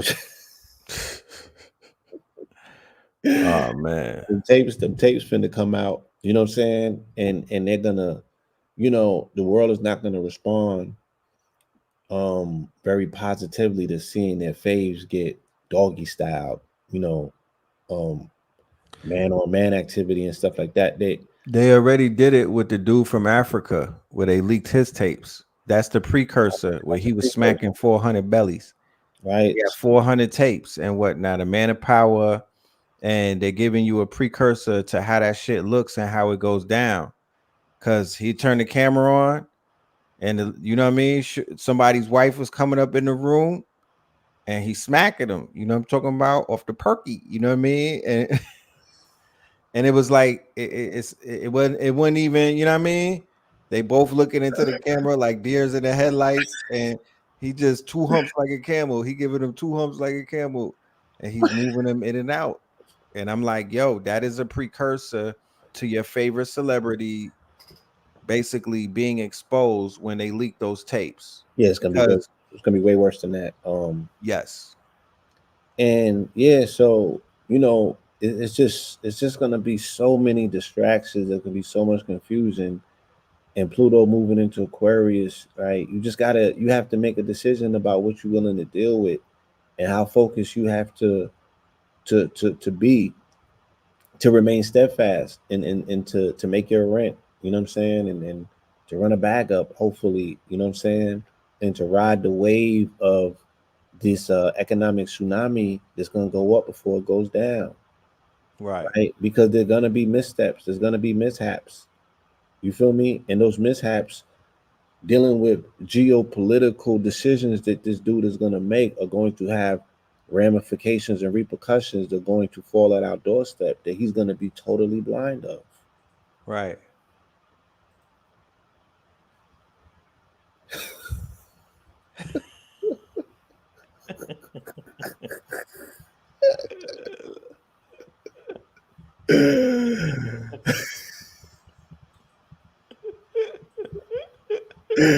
Scorpio, man, it never fails, y'all. I told y'all, this shit is unprecedented.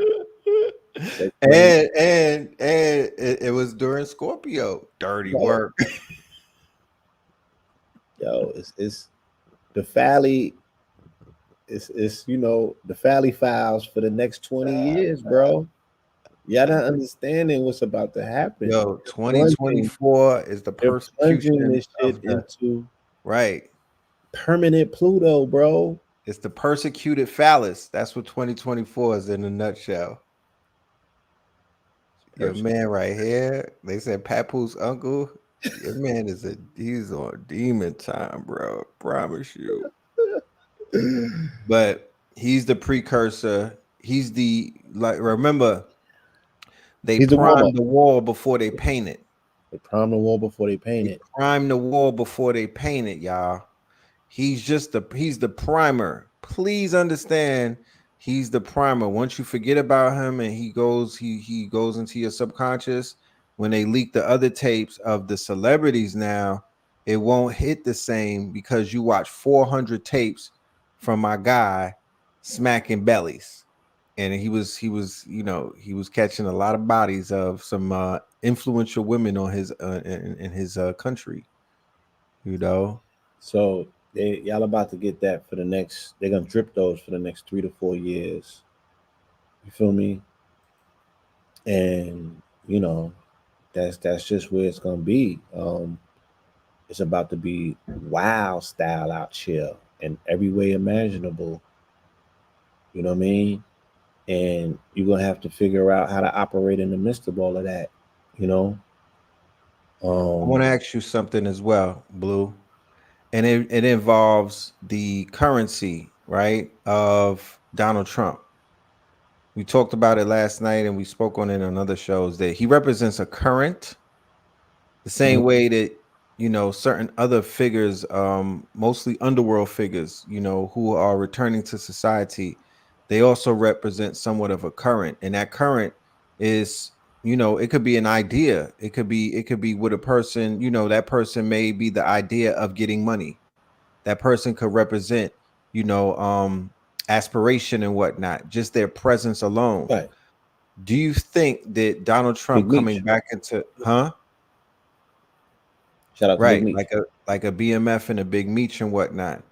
Do you think Donald Trump and a Young Thug, what he represents for the rap game and the slimes and the street dudes and whatnot, and even the rappers who, like a Drake who seems to get his footing, you know what I mean? He seems like he's gonna be back in his bag now that this person is home. Just the idea of him being there. So the idea of Trump getting into office and becoming president, it woke the market up. The crypto market went from being asleep to, alive. The Bitcoin rolled, it was already rising and whatnot, but it shot up. People are saying that they feel good about spending money and whatnot. Many of the trade partners of America, even the BRIC countries and whatnot, they put out tweets to express their adoration for Donald Trump and what the future is going to bring business wise. So, do you think, brother Blue, that his return to the presidential, office and whatnot, is that going to inspire people around the world, not just Americans, to become to get more money, to become more business minded, and to start running it up? Of course. I mean, they're left with no choice. You know what I'm saying? Again, if we're speaking Pluto and Aquarius and we're speaking, things being scorpionic, the axis of that is sex, money, murder, which is called the Scorpio Taurus axis. Now, I explain this consistently through utilizing Young Thug in his case as an example of that. He represents the gang called Sex, Money, Murder, right? Which is the Scorpio Taurus axis. His charge came in May of 2022 during the Scorpio full moon, which takes place in Taurus season, May of 2022, which is Taurus. And they rode that all the way out, right into right after the Scorpio, the middle of Scorpio season, right after the new moon in Scorpio.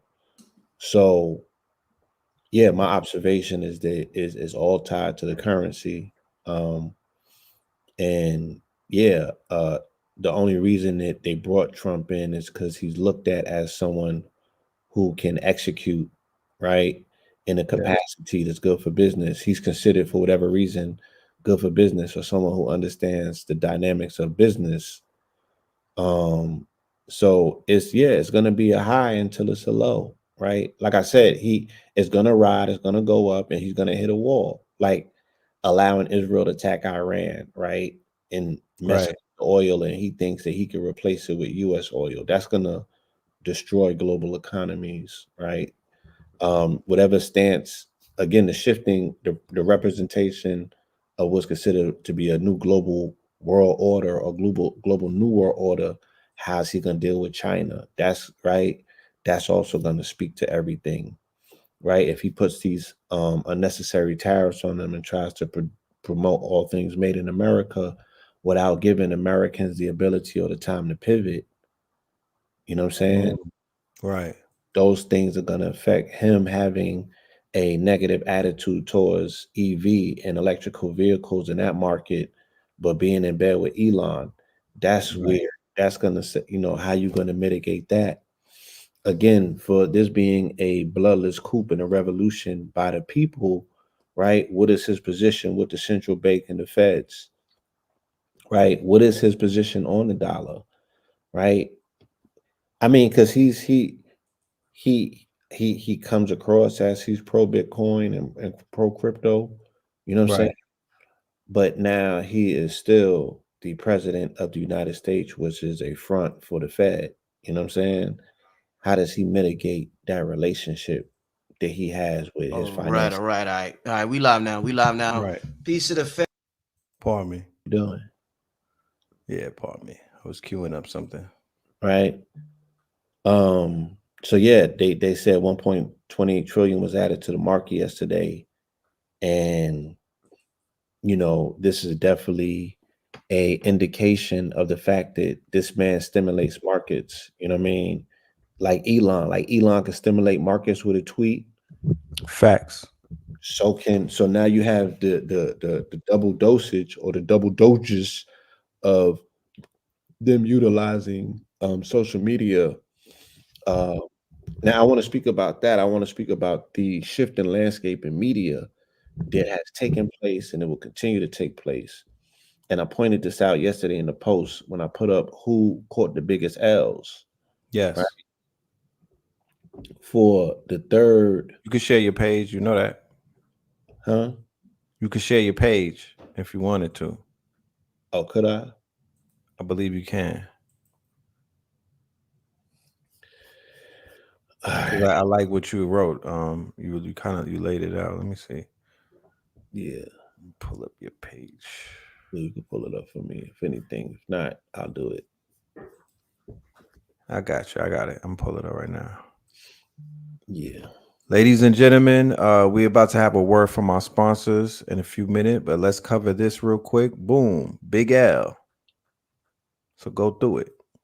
Yeah. So the most identifiable Big L that's being taken in this particular situation is mainstream media, right? They have consistently dropped the ball on making the call. And that's the only thing that we want them for, right? They're supposed to be mainstream media. They're supposed to be able to tap into whatever the mainstream is of society, of the zeitgeist. You feel me? And they have not been able to do that consistently. You feel me? They have dropped the ball. They definitely dropped it in 2016 when the what the 30th president of U.S. changed. I don't know what that is, but in 2016 when they kept saying that Hillary was going to win and what have you, and the only person that made the call was Michael Moore. He made the wrong call this time around. By the way, you feel me? So he canceled Right. himself out by injecting his politics into it. Right. And he said that Kamala would win by a landslide, and he was wrong. Right. But the media, let's reclap the blood. Okay, since 2016, mainstream media has taken one L after another as the main source of info. They're supposed to be a reliable source for gauging where the public is. But for the third presidential race, for the third one, they've blown it. Either they were using the power of media to sway the public to think Harris was litty, when truthfully she was beyond lukewarm, or they're just way out of touch. They lied repeatedly during C-19. They lied for Genocide Joe. We found out that they're pro-censorship and pro-Zionist on both sides, mainly because they're run by Big Pharma, which takes us to number 2. So the medical mafia, right? We will see on January 20th when those executive orders go out that RFK is talking about, right? Facts. We'll see who's in charge, right? We'll see how independent this administration is from corporate, right? From the big Facts. bucks. We'll see. It ain't gonna take no time. We'll see on day one, right? Wokeism, Would you hedge against that? definitely. Would you hedge against Big Pharma leading up to the 20th? Would you hedge against those companies leading up to the inauguration if you were an investor? I would have to take the litmus test to see where this is going, because right now I'm just seeing posts from RFK Jr. You know, he's exhausting his Twitter feed and saying what he's going to do, but I don't see nothing from Trump. Right. Right. So, yeah, it's going to shift. Right. In these 70 somewhat days leading up to the 20th, mad people are going to get thrown overboard. Mad promises are going to get burnt up. You know what I'm saying? And you're going to see he's going to shift into his true form. All right. He's going to stand up straight. Right now, he's hunching over. Right. So we'll Right. see. Wokeism, right? The war on woke. It's a cultural war. That's what proposal that 2025 thing is about. You feel me? They're gonna go ham hock on that. And there's a thin line between conscious and woke. So you don't want to fall into that gray zone. Right. And you could bunch and batch these together. You could batch 3, 4, and 5 together. Right. Hollywood and the influences. You know, shout out to EYL, but I seen them take that position. You know what I'm saying? And they did it in the ninth inning in the fourth quarter, but they still did it. Right. And they said it was because the economy. You should have said it was because the economy's stupid. You know what I'm saying? Why'd you leave the stupid out? Right. Right. So, and I told people this. I said, look, because I read up on the lady before she was announced. They used to have Sunday dinners at Kamala's house, right, at the National Observatory. That's how they went and found Fat Joe and them. Man, Fat Joe. So I read this like in January, February, right? Months and months ago before she was even considered, right? Genocide Joe was still on the ticket. Right. They would have powwows at her crib and they would go through all of the influences, right? And they would invite them to the crib, right? Right. To have these sessions with them to pick their brain to see who's lit or not. They wanted to know who the micro influence was. They was testing the waters to see, yo, and then they would hit the governors up of the Democrat or the blue states. So they would hit the governors up and be like, yo, who you got relationships with, who's lit, who's on the radar. Then they would hit the influencers up and they would find out who the micro influencers was. They would find out, you know, who's good for business and who's not, who's potentially dangerous and who isn't, who's with the Rainbow Coalition, and all of that. They was doing their homework. Right. You feel me? That's why she hit him with the, oh, when we was at dinner last time, and oh, you dressed so nice. What's the policies, bitch?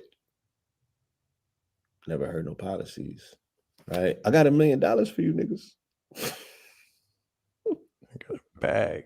Not, I ain't saying the bros because I don't know about. I'm just saying she said for black men, period. Right? Right? That's what they did. That was her platinum package. They was offering an M cake. Yeah. And they said she 20 M's in a hole. 20 M's in a hole. Crazy. Somebody got Nasty work. nasty work, right? Childish cat ladies. I ain't gonna go into that, you know what I'm saying? Man. Yeah, so the Hollywood and the influencers, she went through the whole Diddy party list, and then the people who, that didn't get invited yet, that was waiting on the waiting list. That's who she, because I don't think Glorilla made no party yet. But she went through their whole list. And I was showing who he was rocking with. And that was alarming in its implications because he was rocking with the drill rappers. You feel me? Yeah. He was with the drillers. You know what I mean? He was with Trick and them. He was with Chef G and them. He was with the villains. He Kodak and them. Yo, this is all plutonium, bro. This is about the age of the anti-hero. Well, I've took it further to say that this is the villain arc, that we're in a villain era. I mean, an anti-hero is the villain. What you think an anti-hero is? It went a little past the anti, but he was nurturing that energy, that dark energy and whatnot. He's Frank White. It's like if Frank White came home and got depressed. Yeah, so many ways. Yeah, he rocking with the villains. He rocking with the felons. He rocking with the niggas that's outside for real. Right? They identify. That's what it is. You feel me? Facts. The childless cat ladies, right? Thottery, right? They up in arms. You feel me? Big hit. They can't take the hot girl summer thing. You know what I'm saying? They can't they can't live reckless. Right? The Democrat white dudes for Harris. Yeah. And there's more. There's more on the list. It don't stop there. You know what I'm saying? It don't Super stop. facts. So, yeah. So I was at the state's capitol today, and I took a picture with Kemp. Oh yeah, with Kemp. Yeah, I showed up. I showed up in the midst of the red wave. You know what I'm saying? I'm trying to find out where the bag is at for us. You feel me? It gotta be somewhere. No, his son is like, oh, word. He trying to figure out if you work in the stock room. Like, is this nigga the janitor? Or is he a politician? What's going on here? This is interesting. That's not Sean Kemp. That ain't the basketball player. That's Brian Kemp.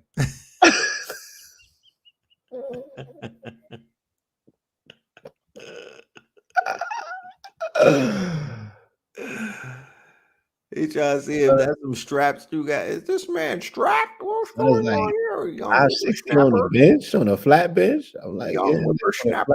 Yeah. You invited him to the gym? Invited him to the gym. You know what I'm saying? Gangster. Yeah, that's gangster. So, I can't even say that they was appalled or up in arms. They just was like, I thought that y'all was not political. And I was like, I said that I didn't vote. I never said that I wasn't political. You know what I'm saying? I said that we need to understand politics. You feel me? We need to understand politics. And I said that you shouldn't be emotionally invested in a situation that you have no leverage in. You know what I mean? Right. When I'm around these people, I'm speaking about policies, right? And I'm also listening to see where, as businessmen and women, we could take advantage to whatever shifts about to take place. So the mandate is always, the team should be able to operate in any environment, regardless of what's going on. That's a I fact. encourage you to be part of a group that continues to win no matter what the matrix is doing. That's what we on. That's a Feel me? That's fact. what we on. And Super facts. yeah, Let's so go to this commercial real quick, Blue. We have an event coming up. Let's get a word from our sponsors, ladies and gentlemen. All right, we'll be right back. Out there. Thank you for your patience as usual on this Saturday night, or as Red says, Saturn Day night. We'll have a good show today. An excellent show today. Hold on a minute. That is not the commercial. Mm-mm-mm-mm. Mm-mm-mm-mm.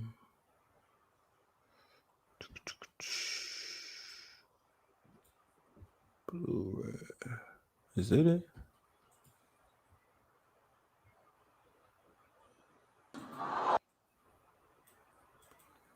shout Yeah. out to man for his birthday too, man. Real quick, yeah. Let me take y'all to the page, man. I gotta give my son a shout out.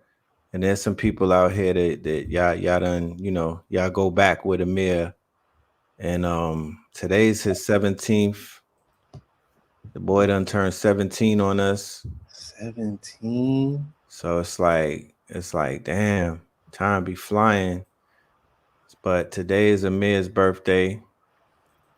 The young God is 17. You know what I'm talking about? Class of 2025, straight A student. You know what I'm saying? So we over here working. The best thing that I could do for my future is to secure, the future with the little ones and whatnot. So yeah, man, this is Amir, The young legend. the young God. We you know what I mean? He's one of, he came up, he was born in 2007. He a permanent So he's been in this fixture. community. Yeah, he's a permanent fixture. Like, Permanent fixture in this shout community. out to the new fathers out there that bring your child on streams, like on Casanet stream. Shout out to the fathers that be wearing the child on the pouch in the front and whatnot. Shout Yeah. out to the fathers Be that be one of them rocking, fathers. the strollers. You feel me? And you know what I mean? You might be jogging and whatnot, and you got your little mans or your daughter with you. Like, we didn't used to see that before. I'm just here to let you know, as a parent, that wasn't something that we saw back in the days. And I remember when I started doing that, bringing my son on 2/5, you know what I mean? Bringing him to all of the lectures, just exposing him to that life, and Yeah. it's one of my greatest investments. I would, yeah. I remember that. I'll never forget that day that he came into this world, and Yep. I was with a friend, and we raced. You know what I mean? We raced up there to White Plains, and yeah, man, that was different. You know what I'm saying? I remember that day, and I Super remember, facts. yeah, like our lives just changed. Both of our lives. You know what I'm Both saying? of our lives, right? Because prior to Yeah, that, we had a purpose. You feel me? We had a purpose, but the purpose was exasperated. Feel me? When the child came, because it was like, yo, I'm living for somebody else. It's up. You know what I mean? Like, I have a purpose now. It was given to me. So if you're a father out there, or if you haven't had a child and you want to know what it feels like and what it's about, you got to be there in that child's existence. You feel me? It will give you something to live for, something to be proud of. And these boys and these girls, they need their parents, both of them. You feel me? So, salute to him for doing what he's doing and holding it down and growing up to be a young, handsome man and to be a focused man. Because at 17 years old, Blue Pill will tell you, you know what I mean? Even with all of the support that I was getting, it was a tumultuous experience. You know what I mean? I was still climbing through a lot of the sunken place mentality. You know what I mean? Yeah. So I just had to Yeah, put that yeah. out. 17 was damn. Woo. Yeah, what year? I was on my way. I was flirting with the penitentiary, I think, at that time. Yeah, I think we both was. Yeah, that started my descent into the underworld. I think I graduated. When you graduate high school at 17, right? You graduate 16 or 17? I graduated on time. I remember I graduated at 17. Yeah. After my fourth high school, I graduated. I had to go to summer school. I was out for 2 weeks, and I went. I had put I submitted a um a request to Brooklyn College to go to school there, and I had a grades for it, but my writing skills was so up to point that they was like, "Yeah, we need you in here." And we gonna rock with you, bro. And I got up in there in my first year. I got all the way to the end in December, and I caught a charge. I remember that right around test time, finals. And this is a cautionary tale. I'm not speaking about, like somebody said earlier, that we chuckled when we were speaking about the Diddy tapes, and the Diddy tapes is a crime scene, and there's evidence of drugging and sexual assault. And I'm not chuckling because I find any of that funny. You know what I'm saying? Those people have the full wherewithal to get justice, and they've had it for a lot of years, and they've known what you're about to find out for a long time. You know what I'm saying? And I'm not laughing to make light of it or make fun of it. You know what I mean? Uh, Right. it's just one of those unfortunate things that we're gonna have to live through as a society and as a people. The ugly truth, right? So, um, hopefully you didn't take that the wrong way. You know what I'm saying? If you thought that we was making light of, you know, the fact that or whatever, right? Um, yeah, and I said that to say, what was we just talking about? Because I don't know. I didn't want to get thrown off. Yeah, we was about to show this commercial real quick for the lecture that we got coming up on the 22nd. Oh, you didn't show the commercial yet? All right, go ahead. Yeah, I was queuing it up. All right, here we go, family. Today is this month in November. We are turning the illustrious 49. And this is the month that we're going to join forces and come together and do a presentation, both for our Patreon audiences and also for the family that's out there. It's going to be entitled Super Sapien, The Rise of the Super Sapiens 2025, featuring me and Blue, and it's going to be on 11/22. Okay, 11/22. Yeah, yeah. We're laying out the preparation. You know what I'm saying? We all should be ready, so we ain't got to get ready. Any which way that you look at it, it's gonna be a roller coaster ride. In front of us, and not to approach it with fear. We're approaching it with preparation because we can ride the wave regardless of which way the wave flows.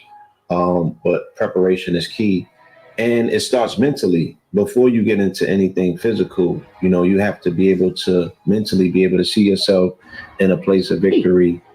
So we're gonna bring an overswell of optimism, positive information, and things that can be done, not just theorized, right, to the family on 11/22 as we move into solar cycle 2025, the rise of the super sapiens.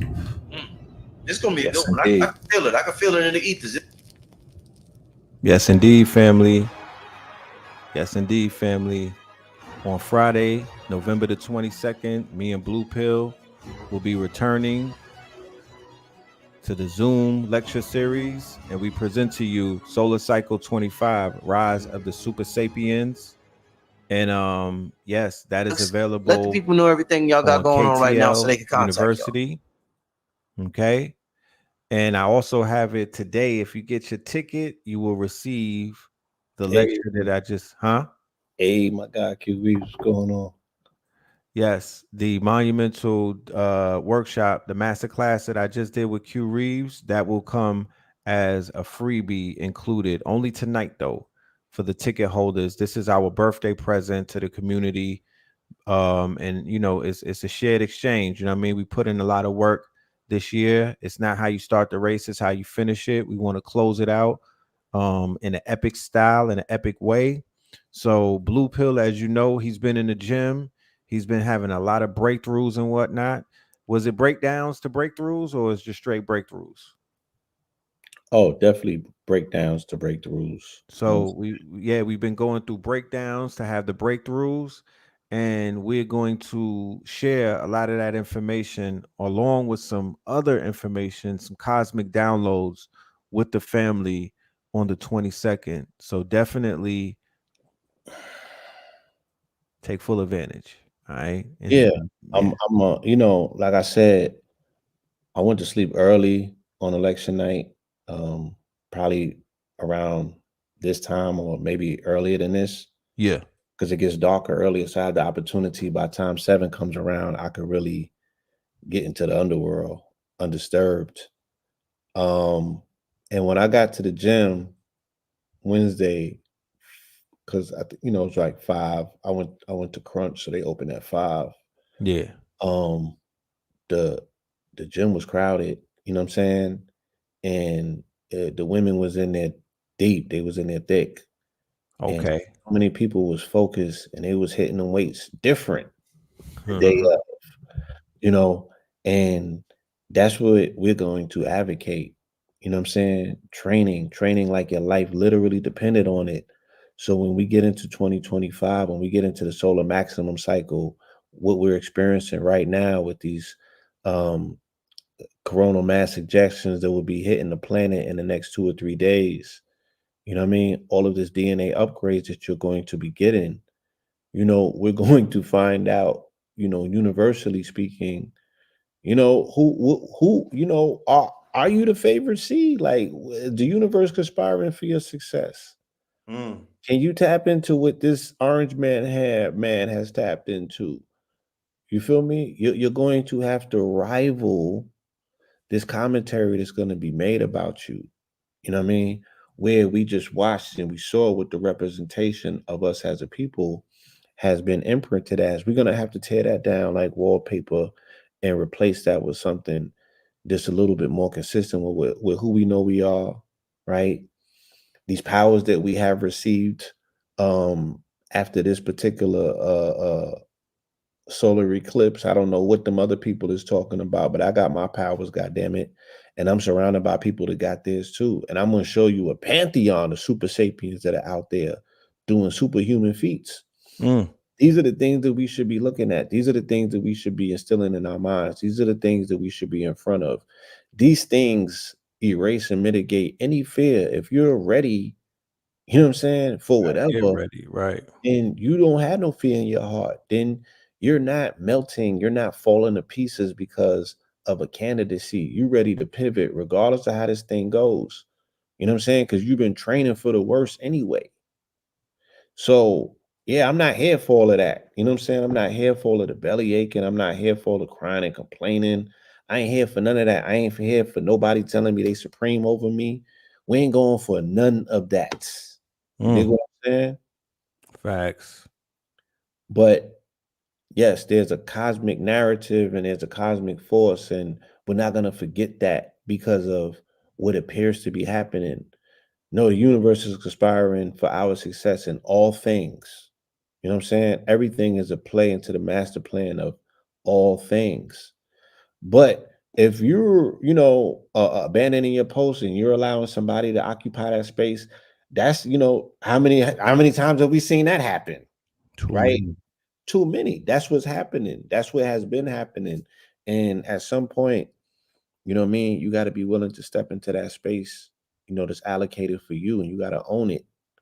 You know what I mean? But if you're scared of putting in some work, if you're scared of sweating, if you're scared of showing up, you know what I'm saying? If you're scared of proclaiming yourself once you show up, then the gifts and the rewards are not for you. You know what I'm saying? The universe favors the bold. You got to make these proclamations. You got to stand on business. But more importantly, you got to convince yourself that you're worthy. And that only comes with an intimate knowledge of you knowing you on the most intimate level. How else you gonna get there? How else you gonna get there? Not through sitting in the mirror and constantly telling yourself that you the one and you got what it takes. You know what I mean? You got to push yourself through some things and find out whether you got it or not. You know what I mean? Because the people that are easy to break are gonna break. Right. It's just that simple. You know what I mean? And they're speaking about this entire populace of Gen X, right? This Mm-hmm. entire populace of Gen X that are fragile, that are falling to pieces right now because they had all of their eggs in one basket. And Right. they seem to not be able to see a future, right? They weren't prepared for what they are, for what they're looking at, for what's ahead. And they're falling to pieces. And it's incumbent upon us, I mean, you gotta save yourself. So it's not incumbent upon you to necessarily save somebody else, but they can utilize some examples right now. You know what I mean? They can utilize some examples right now. And the country voted for masculinity over a form of femininity as leadership, even if it was the most toxic. Look, nigga, Future had 3 number 1 albums this year. Okay. So Facts. yeah, He we're hit not gonna three. start talking about, He hit three. He hit three. He hit three hit pointers. the Yeah. trifecta. He's the Yeah. most successful artist. Let me get on my shit. He's the most successful artist of 2024. So we're not just gonna start acting like the people have been voting for toxic masculinity. No, this shit been lit for whenever. Okay. We're gonna have to rival that if you don't want that to be the mandate, right? Of the manosphere of what or for what men look like or how they show up. We're gonna have to be able to rival that. So this is an open call to the gods, right? We're not saying that you're going super saiyan just for the sake of you having, six packs or well established abs. This is not about getting yourself ready for your beach body. You dig what I'm saying? This is saying that you have the internal fortitude, you have the strength, you have the determination, right? And you got the legs for leadership, okay, for what's in front of us, for where we have to go as a people, whether that means being a leader in your own personal space, in your home, your community, right? At the job, at your school, on your timeline, whatever it looks like, the men are going to have to step up and be men for the sake of manhood, for the redeeming qualities of it, because we cannot capitulate to toxic masculinity and just fall into the funnel and fall under the deodorant of white male masculinity. That's just a no-no. Just a no-no. You feel me? Grab grab your testes. You know what I'm saying? Pull your pants up, grab your testes. Right. Feel me? Stick your fucking chest up, okay? And be a man. That's right. You should And feel it's contingent and dependent upon it. The children are looking at you. You feel me? And the right. goddamn son is supporting the fact that you can grab a pair, hold on to them, and feel yourself, right? Feel that testosterone swelling up. You know what I'm saying? And getting into your whole thoracic cavity and speak like you speaking from your chest. You feel me? Because the litmus Mm-hmm. test is going to come and it's gonna come quick. Mm. Feel And with me? that being said, ladies and gentlemen, I don't think there's any more that needs to be said. First and foremost, I want to thank everybody for the buy the coffee hits that y'all been giving us throughout the show. Blue Pill, let them know where they can support you at. And I put it on a ticker. Goldwater.com, of always go and get your gold. You know what I'm saying? But other than that, yeah, they Cash App, they done shitted on me. So goldewater.com. yeah, GOLDEWATER. Go get yourself some gold. You know what I'm saying? Get yourself some sports smalls. You feel me? Yes. So you can get that boost in the morning or whenever you go and work out, you take one pre to activate that ATP production so you can get that power surge. And then you take one post so you can mitigate the production of lactic acid and you won't have to go through all of the soreness because you're going to have to be, I mean, look, I can't tell you what to do. I work out six days out the strong. So it's back to back to back to back to back with me, for what I'm going towards. You Yes. might have to do 6 days. You might do 3. You might do 4, especially if you're starting out, what I'm saying, or getting yourself reacclimated. You know what I'm saying? That's not necessarily something that you might want to jump right into. Right. But nonetheless, you want to protect yourself against injury. You want to protect yourself against soreness, right? Because you don't want to give yourself no excuse to stop. This is all about consistency. And we're going to have to be consistent. You know what I'm saying? We're going to have to be diligent and consistent, at least as we know, for 4 years straight, right? We got to keep our finger on the pulse. You can't let up for 1 second or 1 minute because this is the triumph of the tricksters. I told y'all at the beginning of the year started with the trickster, started with Cat Williams. Cat in the Hat. Cat in the Hat, right? I told you it's going to be the year of the trickster, right? This 8 years, the year of the trickster. So, like I said, you just seeing your man hunched over right now. He's going to start straightening up like Kaiser Sose any minute now. And then you really going to see, Oh, right? yeah. Fangs is coming out. You're really going to see what's underneath all of this. But yeah, it's past my bedtime. I got to get ready to take it down. Look, before I leave, and I don't, can you pull my page up? I put this last post that I put up. I want to speak about this real quick. Okay. While I got the people here, it's important. You know what I'm saying? And I ain't trying to take none of y'all viewership from you. You know what I'm saying? I hope the late night YouTube dudes ain't in their feelings. Where is it at? That one right there. This? Yeah. This? That one. Yeah. Yeah. Okay. Right. What happens to your body when you go to sleep at 10? Because this is my ministry, so I got to speak on this. You feel me? It has caused an exponential change in my life. And again, I want to apologize, to the people on the thread. I'm realizing by reading comments that I haven't been here in quite some time. Somebody said you don't work out to failure. I work out to failure. I don't like that word necessarily because everything should be positively affirmed in the gym when you're speaking to yourself. So I push the muscle till it can't go anymore. And then I wait for a second, then I go and do it again. And I have a abnormal threshold for what's considered to be, I got a level of endurance that I didn't even have when I was in my 20s. So I could keep going and going and going and going and going and going and going. But yeah, I go till I can't go no more. So the most revolutionary thing that has happened in my life in the last 20 years was me being able to defeat my night demon. After putting that demon to bed, pun intended, I got so much of my life back, which has allowed me to see a clear path to longevity. It's a two-edged sword, though. People near and dear to me have been suffering from insomnia and sleep deprivation due to stress, injury, or just unstable mentals.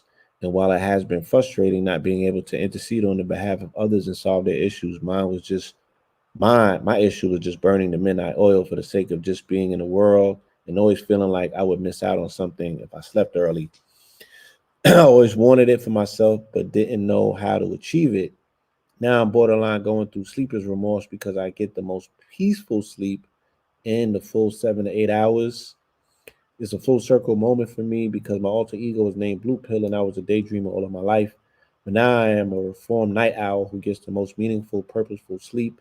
I'm going out like a light by 8 most nights and sometimes 7 when I'm really on my A game. I'm up at the witch's hour and back in the gym under that moonlight. Nothing compares to that adrenaline rush of wrestling with the angel of death while everyone else is either asleep or tiptoeing on the dark side, right? Yes, sir. So I just want you to go to one more clip real quick. It's the next one? Yeah, just chill, son. Right there? Not that. Huh? Not that one. I was just stunting. Yeah, not that one. Oh, It's another entry. Go down there. Yeah, the leg day. That one right there. Yeah, blow that up. that's as big as it could go. Original, they never will I can't put the music on because I'll get a strike. But talk. Yeah. So that leg, I do 3 leg days now, right? Because we do different splits every 6 week, which I call 6 weeks. Every 6 strong, we go to a split. So my split now, we do leg days on Monday, Wednesdays, and Fridays. You know what I'm saying?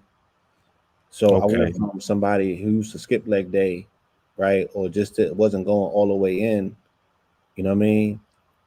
And now I'm on my three day out of the strong. I'm on my legs. You know what I'm saying? And just speaking about building strength and character, okay, you can close it, okay? I don't want you to get intimidated by seeing my whiz doing more legs than you ever did. Who you talking to? Look, don't get in your feelings in front of these people. I ain't saying that. I was just asking who was Your you. son's born 'Cause I day. know you talk to yourself a lot. Yeah. So my whiz, right? Yeah. I want y'all to know, for the women, especially that's in the audience, this is accessible to you as well. This is not just a man thing. You know, it's not about training like a man. Training is something that is incumbent upon both genders. This is something that we both need. And there's, in terms of consistency, you know, the women in the gym are more consistent than the men. The women in the gym have a level of precision in them where we get to see things in them. They're more inclined to demonstrate technique and form, right? Right. To compensate for strength. So if you want to see perfect form, if you want to see technique, you know what I'm saying? Look towards the women, right? They are the ones that are demonstrating and they're putting on a clinic. And I really want the men to notice. I want us to be supportive of the women. You're not going to be able to do this by yourself. Don't fall into whatever the program is going on out here. And you don't even got to be in these women's lives in terms of coupled with them. Just support them. Just Right. find a way to encourage them. Just find a way to let them know that they're not by themselves and that you see them. It's very important because they're going in. They're going all the way in, and they deserve our support. They deserve our encouragement. They deserve our observations of them without the objectification of them. I'm gonna say that again. The observation of them without the objectification of them, because there's a lot to learn from them. So do not let a defeat of a Kamala Harris, right, get you in a mind frame where you're dismissive of the surging divine feminine principle that is on this planet. Do not fall victim to stale white male supremacy, right? And you Facts. looking to curry and get underneath their deodorant because you feel threatened, Right. Out of right? fear. Or find you a woman, put some support into her. You feel me? And allow her to lead in the capacity that she is comfortable leading in. And that don't make you no less of a man. I'm just saying that there's things that you can learn from her. You feel me? Because she's out here moving like she know that she don't have support, one, second options, two, right? Or time to waste. Baby, Mm. and my lady just came on cue. You know what I'm saying? And that's how that thing works. That's the energy, you know, the synergy that you are able to formulate with your mate when y'all are getting up in the wee hours and going to the gym. And I have to look at her go through pain. Come here, girl. She came to read you a bedtime story. She possibly came to remind me that it's about bedtime because Okay. you know what I'm saying. That's what we do for one another. I didn't see it in a while. I miss my baby, so I can't That's check right. on her. She came to look for I it. That's came right. She at the right time. Okay, I'm getting venerated. I ain't even know. She ain't even know that she was down here getting venerated, but Be like that. It'd be like that. Hmm? she's not getting on camera and everything. But I got the bonnet on. she got the bonnet on and stuff. So I'm just Bonnet power. explaining to y'all like in real time without getting all sappy with it. You know what I mean? because hopefully I'm speaking to someone who is considering to take this conversation serious enough. Girl, come here. Where you going? I want you to stand right here while I talk about you. I'm gonna talk to you, right? So I'm I'm in the gym and I gotta watch her go through things that I might perceive to be pain or uncomfortable for her because I know what I just went through underneath that steel. And Right. she's not doing, and all the reps, she's not doing the same weight as us, but she's doing the weight that's challenging to her. And we're watching her overcome those challenges. Everyone is in there pushing themselves to overcome their challenge. Whatever you did last week, you're gonna come in there and eclipse that. Our PRs, our personal records have to go up, right? And we go up like if we do 4 sets, we don't lower the weight on the last set. We're doing 4 sets and you're going up with the weight. And on your very last set, you got to be your best set. So Mm. we're pushing to expect the best out of one another as a group, as a unit, and everyone is making sure that they're not the weakest link. So it's not competitive. It's you're competing. It's UVU. It's UVU. You gotta do it better than your Right? last rep. You got to do it better than your last rep on every rep for 2 hours straight, damn near, nonstop at 5 in the morning. You feel me? Mm-hmm. From yesterday, because whatever you worked out on yesterday, the pain is going to kick in the next day. Mm. In the midst of you gaining new pain, but we go through what's called post-traumatic growth, where the pain becomes so uncomfortable today that you forget about the pain from yesterday. And Stack the that's what pain. forces the growth, right? So anything that you might be going through in life, it don't compare to the pain that you're gonna be going through, and you throw it out. You like, shit ain't nothing. That stuff that I'm going through, you know what I'm saying? I'm letting it rob me. Pause. Like that ain't real pain. It's all in my mind. Where this pain that I'm underneath in real time, oh, this is painful, but this too shall pass. Now what? Right? And you come out of there fortified to be like, yo, I could deal with whatever life throw at me. Look what I just dealt with. And that's the most positive, affirming thing that we can offer anybody who's being prepped, primed, and prepared for a fight. Because I promise you this, you're gonna have to learn how you're gonna have to nigga, a fight is coming in some form, shape, fashion, or another. Right.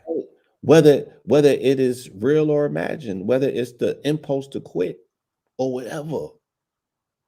You feel me? You gotta be trained up. You know what I'm saying? How the H Factor be saying it? You want to be Dress for the party. not only dressed for the party, but what is it? A warrior that knows how to farm.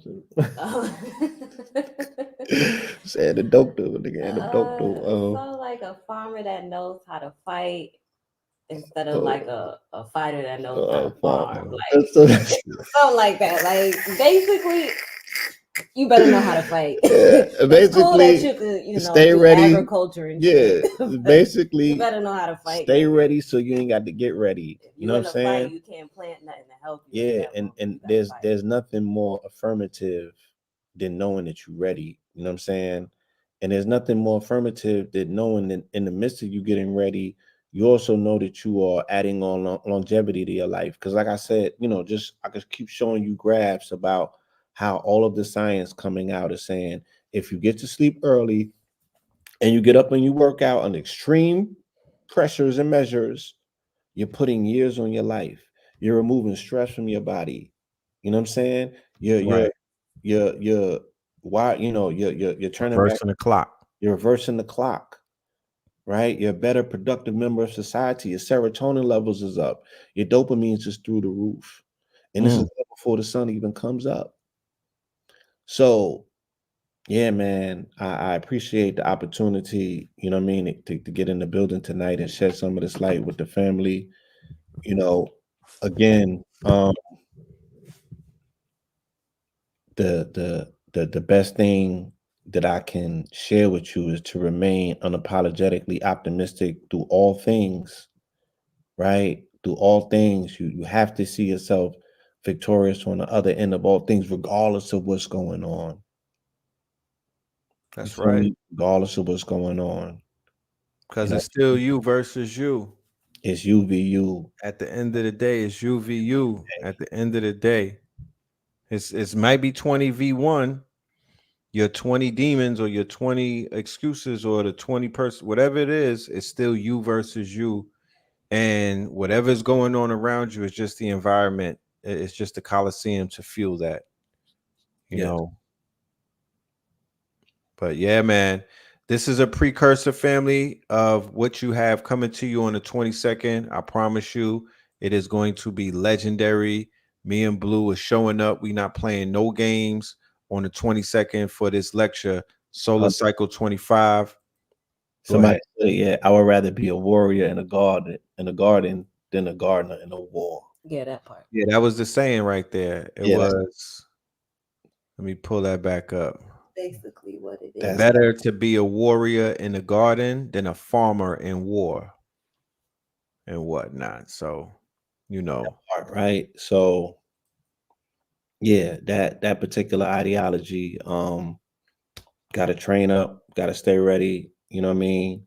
I'm going for my pro card at this point because you know when I started deep diving and delving into this research, I found out the history of competition, and just to, you know, again, vengeance and payback for the elders of the sports, the melanated men that came in the 70s that got castigated by Arnold Schwarzenegger and Joe Weider because they was on their white fragility, right?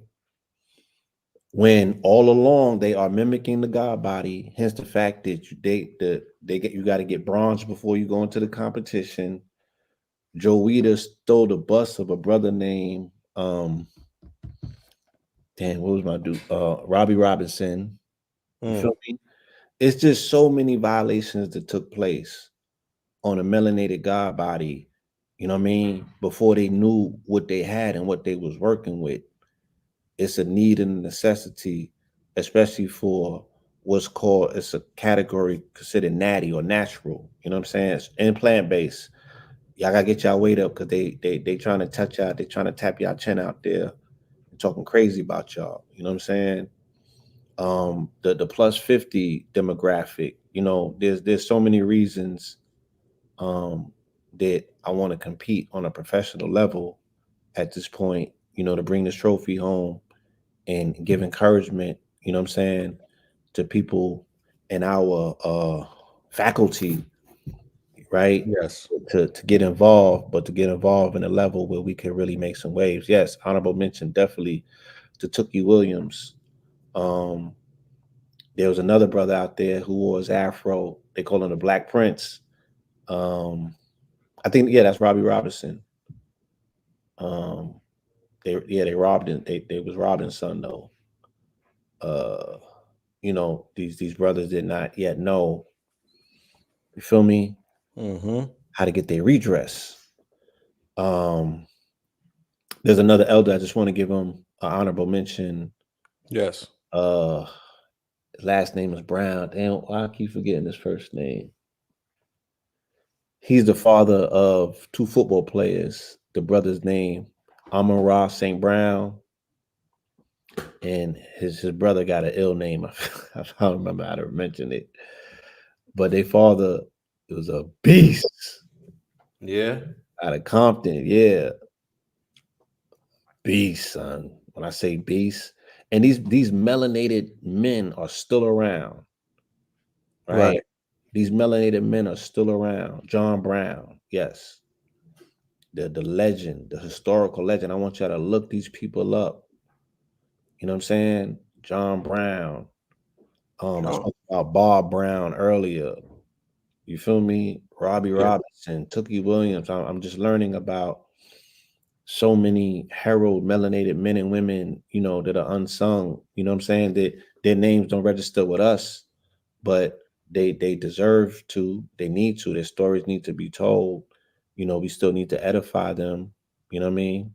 Facts. C.T. Fletcher. I got to meet C.T. Fletcher. I got to go to the gym and meet C.T. Fletcher. He's a legend, definitely. You know what I'm saying? I met Kai Green. I worked out with Kai Green before.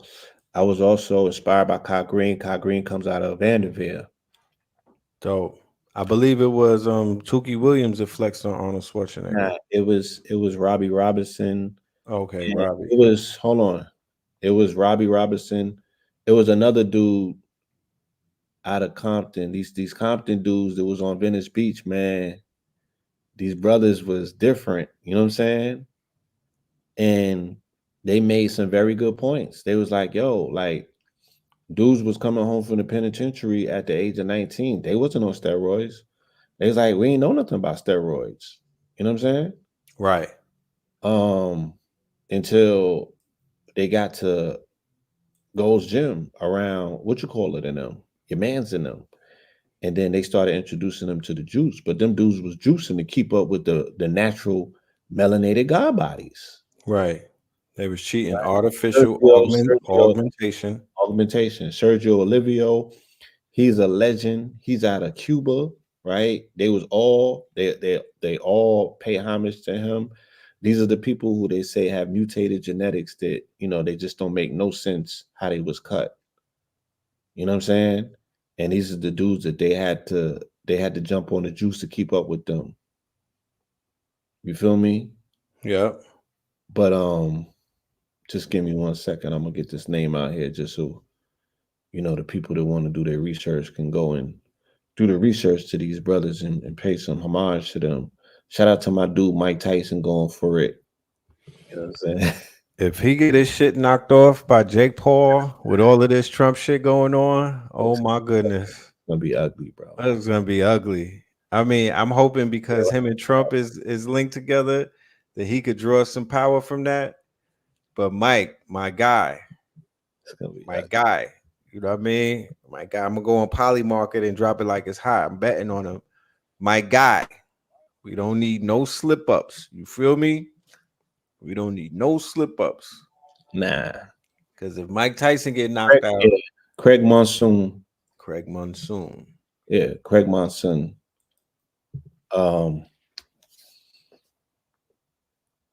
Yeah, Craig Monsoon. Yeah. He was bigger than Frank Zane. He was bigger than all of them. Like, these are the giants. You know what I'm saying? These are the giants amongst us. You know, these are the dudes that was able to do it for the most part without juicing. And when they got around them other dudes, you know what I'm saying? Like Robbie Robinson, he said he had Joe White hit him, or they introduced him to the juice when he was at Goals, but he didn't know that he was sickle cell, so he went through a crisis, almost died. Damn. His Wiz had to throw him in the tub with the ice. You know what I mean? Yeah, So Rocky Johnson, Rock's dad. yeah, he don't get mentioned a lot, you know what I'm saying? But I'm gonna do my research on him. You feel me? Tony Atlas and Rocky Johnson. You don't hear about them? Again, I'm talking about, you know, yeah, let me not be disrespectful. I'm gonna do my research. I'm speaking about them melanated original stock melanated brothers, you know what I mean, who didn't get their mention, who everybody know was beasting, who the industry was hating on because they had melanated god bodies. You feel me? We doing it for them. And yeah, the real titans, you know what I mean, the real Olympians. You know what I'm saying? We putting that thing down.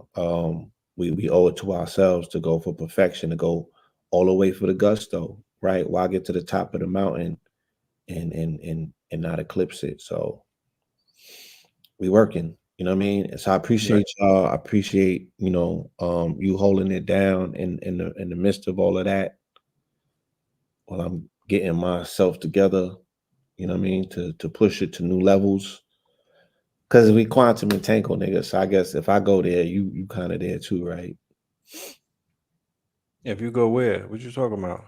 To the top, to the mountain, to the Mount Olympus, over the top. I go over. You gonna when you get up there, you gonna see me, bro. You talk about you finna meet me up there. Nah, son. Nah, I'm not. Word from my sponsors. This is the home. But you gonna be You finna meet me up there. You gonna be carrying by 7 heaven sea moths? What we doing? Listen, I'm unburdened by what has been. I'll meet you up there, my good brother. You understand me? I Yes. Yeah, but I had set a goal for myself. I eclipsed it already. 144. I did that in 79 days. Now I'm heading towards 155. And I think you like one, yeah, I could use some of that. Whatever you working with this shit, I could do something with that. But I'm on my Bruce Lee. I'm not going over 165. Yeah, you good at 165. You came up from 125, bro. 165, that would be crazy on me. I would look like I'm like 190. Because nobody believes that I'm one whatever I am. I think I was 146 the other day. I look like I'm already like 165. So at 165, yeah, it would be pandemonium.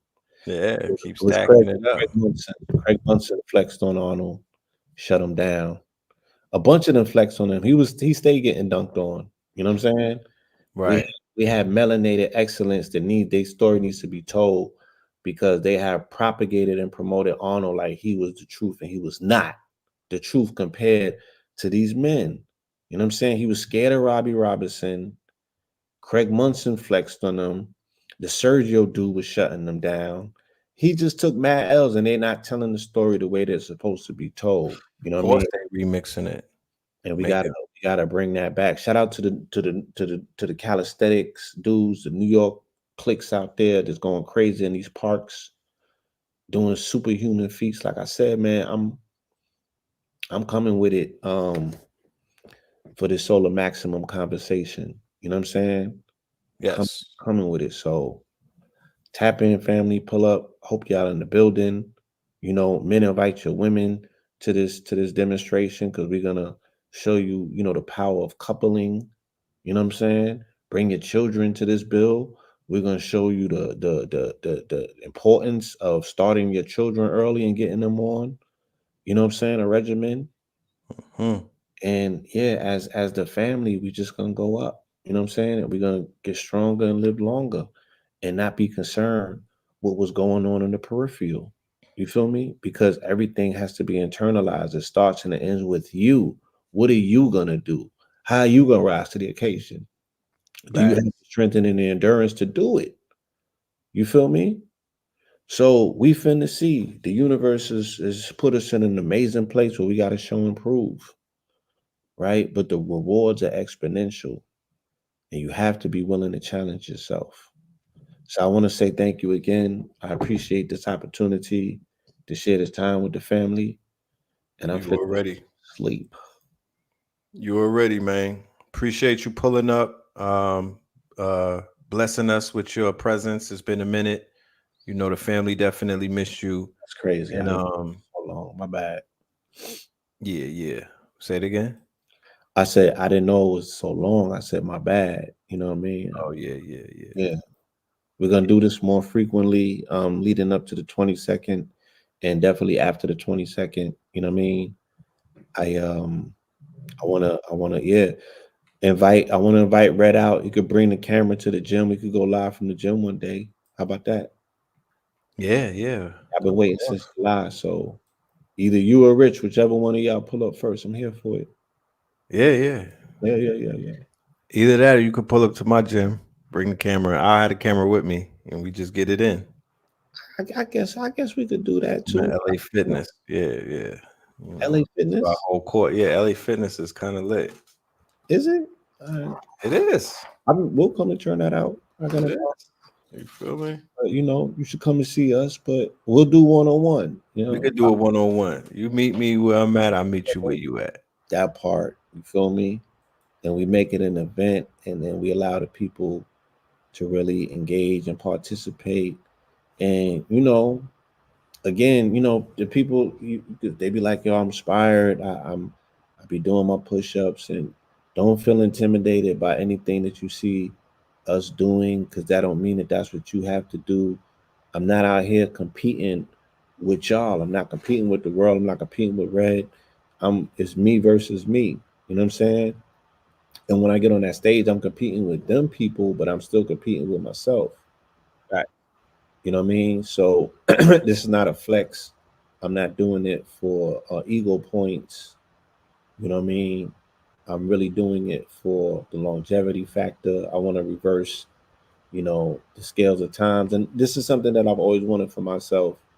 And I just not have the attention, the focus to be committed to self. Hold on, bro. Hmm? I was going through my iPhone, my memories, the pictures. You do this. Consistency, you I'm know. just saying, like the workout regimen things. There's been periods in time where it's like There's been 4-year increments, maybe, huh? there's been pockets of time, but to be consistent, somebody just said, I've been doing this for 6 months straight. And again, and the thing that I'm sharing this the most important is the night demon, right? Doing it is one thing, being able to go to sleep, getting up at the wee hours and doing Right. it in 4 or 5 in the morning, and then getting a particular level of nutrition in the body. You know what I'm saying? Uh, You know what that does for your magnetic field and yeah, your with the aura? circadian rhythm of the planet and building up. Yeah, so preparing myself for the solar maximum, of which the sun came and informed me about in 2019 on December 21st. Yes, this is me fully preparing in our 49th year, 49 coinciding with gold, right? For the solar maximum, which is all about gold, mining the gold in self, rising to the occasion, right? Regardless of what the outside environment happens, guess who's gonna be ready? You feel me? Facts. So yeah, that's what that is, and we're gonna be able to bring that into this lecture. Yes, mama mentality. This is the 824 year. I said it at the beginning of the year. This is gonna be the mama mentality year. So I wanted to enact that for myself rather than just see this was me just personifying everything that I've spoken about or taught about. And you become the teachings. You personify your own lessons. That's a fact. And this is how You you gotta start protect there. it. Yeah, this is how you protect it. You know what I mean? This is how you project it. You project it and you protect it. That it's not conjecture. You have to be the living example of whatever you're speaking on and standing on. So it was time for that. And it was the culmination of all of the things that I've learned and all of the things that I've taught. I'm putting it all to practice, literally to save my life. You know what I mean? Longevity factor. You know, Right. somebody was like, damn, if you had a kid now, when you 60, you can't keep up. And that shit right there, that was a pinnacle moment that I had to make a decision about not allowing that couch to be my best friend. Because these kids, these children, they got stamina. They will have your ass moving. I promise you. You gotta have some energy packs. Gotta have some, right? Gotta have some. So yeah, I'm fighting to make sure that We still doing mineral ministries. absolutely, yeah. Okay, so every Sunday, Pope Pablo is still giving us the word, right? I'm switching some things up, especially with this particular climate that's going on right now. Okay. I think that I have exhausted, speaking about or flipping the word the way that I've been flipping it. I think that I have showed and proved that enough. And there's so much going on a global scale with these wars and everything that I don't know whether I'm pouring fuel into it to a degree where I rather speak about the body as a temple, because that's where this information, that's where the book leads to anyway. It's an Right. actual theological book with a lot of anatomical, biological implications. So I want to speak about the minerals that build the body, since this is, the kingdom of Christ is within, and this is the temple that you really need to be focused on. All of that stuff was window dressing just to speak about the body anyway. Mm, So yeah, I want to speak about the body. I want to speak about mineral kingdoms as the ministries of minerals. I want to speak about sleep. I want to speak about rest on the seventh day. Why did God take that day. You know, why is it necessary? If it was good enough for God, why it's not good enough for you? Do you have a day that you take as your Sabbath, where you don't Right. do anything, where you rest and recover? But you should have done 6 days of work or toil in order to rest and recover, Right. right? And that's where our regiment comes from. So Right. coincidentally, yes, you know, we're doing the things that we feel are most consistent with our mandate, you know, here on this plane of existence, you know, enacting out what we call to be life. And I just feel so very comfortable where I'm at in my life right now, because I feel in my personal being that I'm doing the things that I'm supposed to be doing. And I feel like I'm doing a lot of the right things the right way. And I have more things that I need to do to correct, you know, to be 100,000% in alignment with self. But I'm working. I'm working every single day towards those things. So Congrats, man. You know, we definitely support everything that you're doing over here. We with you, and we look forward to getting some of that wisdom that you're going to share with us on the 22nd, so we can apply it to what it is that we are adamant about. You know what I mean? And we're passionate about, and we could absolutely. transfer these the skill set into doing what everything that we need to do, because moving into 2025, this new season is coming up. I think we all should be super focused, um training on a daily basis, like our life depends on it, more disciplined, and we should work on building up our magnetic fields and restoring our quote unquote our aura, our merkaba, fixing it. You know what I mean? One of the things that morality and values and discipline is going to bring back to our community is the fact that as men and women, we're going to become more grounded, you know what I mean, versus becoming more aloof and just being able to be blown in every single direction by every single wind and whatnot. That's what happens in a society that does not have any type of boundaries, any type of rules or discipline, any type of rule of law. It is chaos run wild, what they call the asylum, a sane asylum. And we opted out for that quote unquote reality. So we're going to create a better reality for both ourselves and our little ones and whatnot. But we have to be the example that we want to see. So with that being said, ladies and gentlemen, boys and girls, gods and goddesses, Moors and Moabites, go ahead. No. I want to say thank you for your time and your attention. I'm working on putting this super panel together. We're going to be delivering a panel, and the title of the panel is going to be called Solutions Moving Forward. I will keep everybody abreast to how that's working. I have some very powerful hitters already who signed up, and they said that they can't wait. So we got something powerful coming. Make sure you subscribe to the channel. Make sure you are hit the like button. I'm gonna have the GoFundMe for Baba Taj Tariq Bey. He needs some assistance from the family. And we'll have more updates on that. And it's Thursday. We looking at Saturday Night Live, Sacrilegious Sundays, Melanin Monday. You'll hear from us one of those days. Love and light to the family. Take advantage of that offer that we have to get that free lecture from Q Reeves for the Solar Cycle 25. You dig? And you can find that on KTL University, and the link is in the bio. Shout out to everybody that already supported us with the Buy Me a Coffee. And with that being said, Yes. Peace. Red, blue, purple light, friends. Red, blue, purple light, friends. Facts. Red, blue, purple light, friends. Red and blue, purple light, friends. Facts. You can get to know the ledger, sacrilegious Sunday to Melanin Monday. You can get to know the ledger.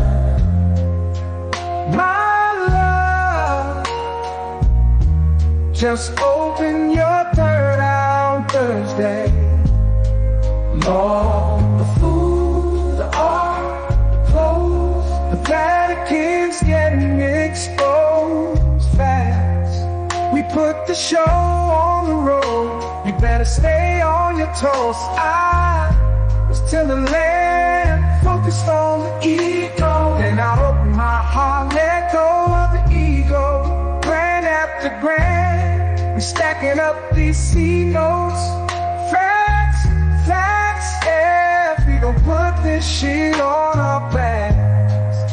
Facts, facts. We in your city, pull up where we at. Facts, peace, love and light. Peace, love to the family. Peace, love and light. To the family. Peace, love and light. To the family. These days and time, black man, is going to be the time that you have been waiting for. You came here for a reason. Whatever pressure, whatever adversity, whatever the fuck you feel, I don't know what you feel, but whatever you may be feeling is going to push you, and it's going to provoke you, and it's either going to make you or break you, similar to how pressure busts pipes or the shit makes diamonds.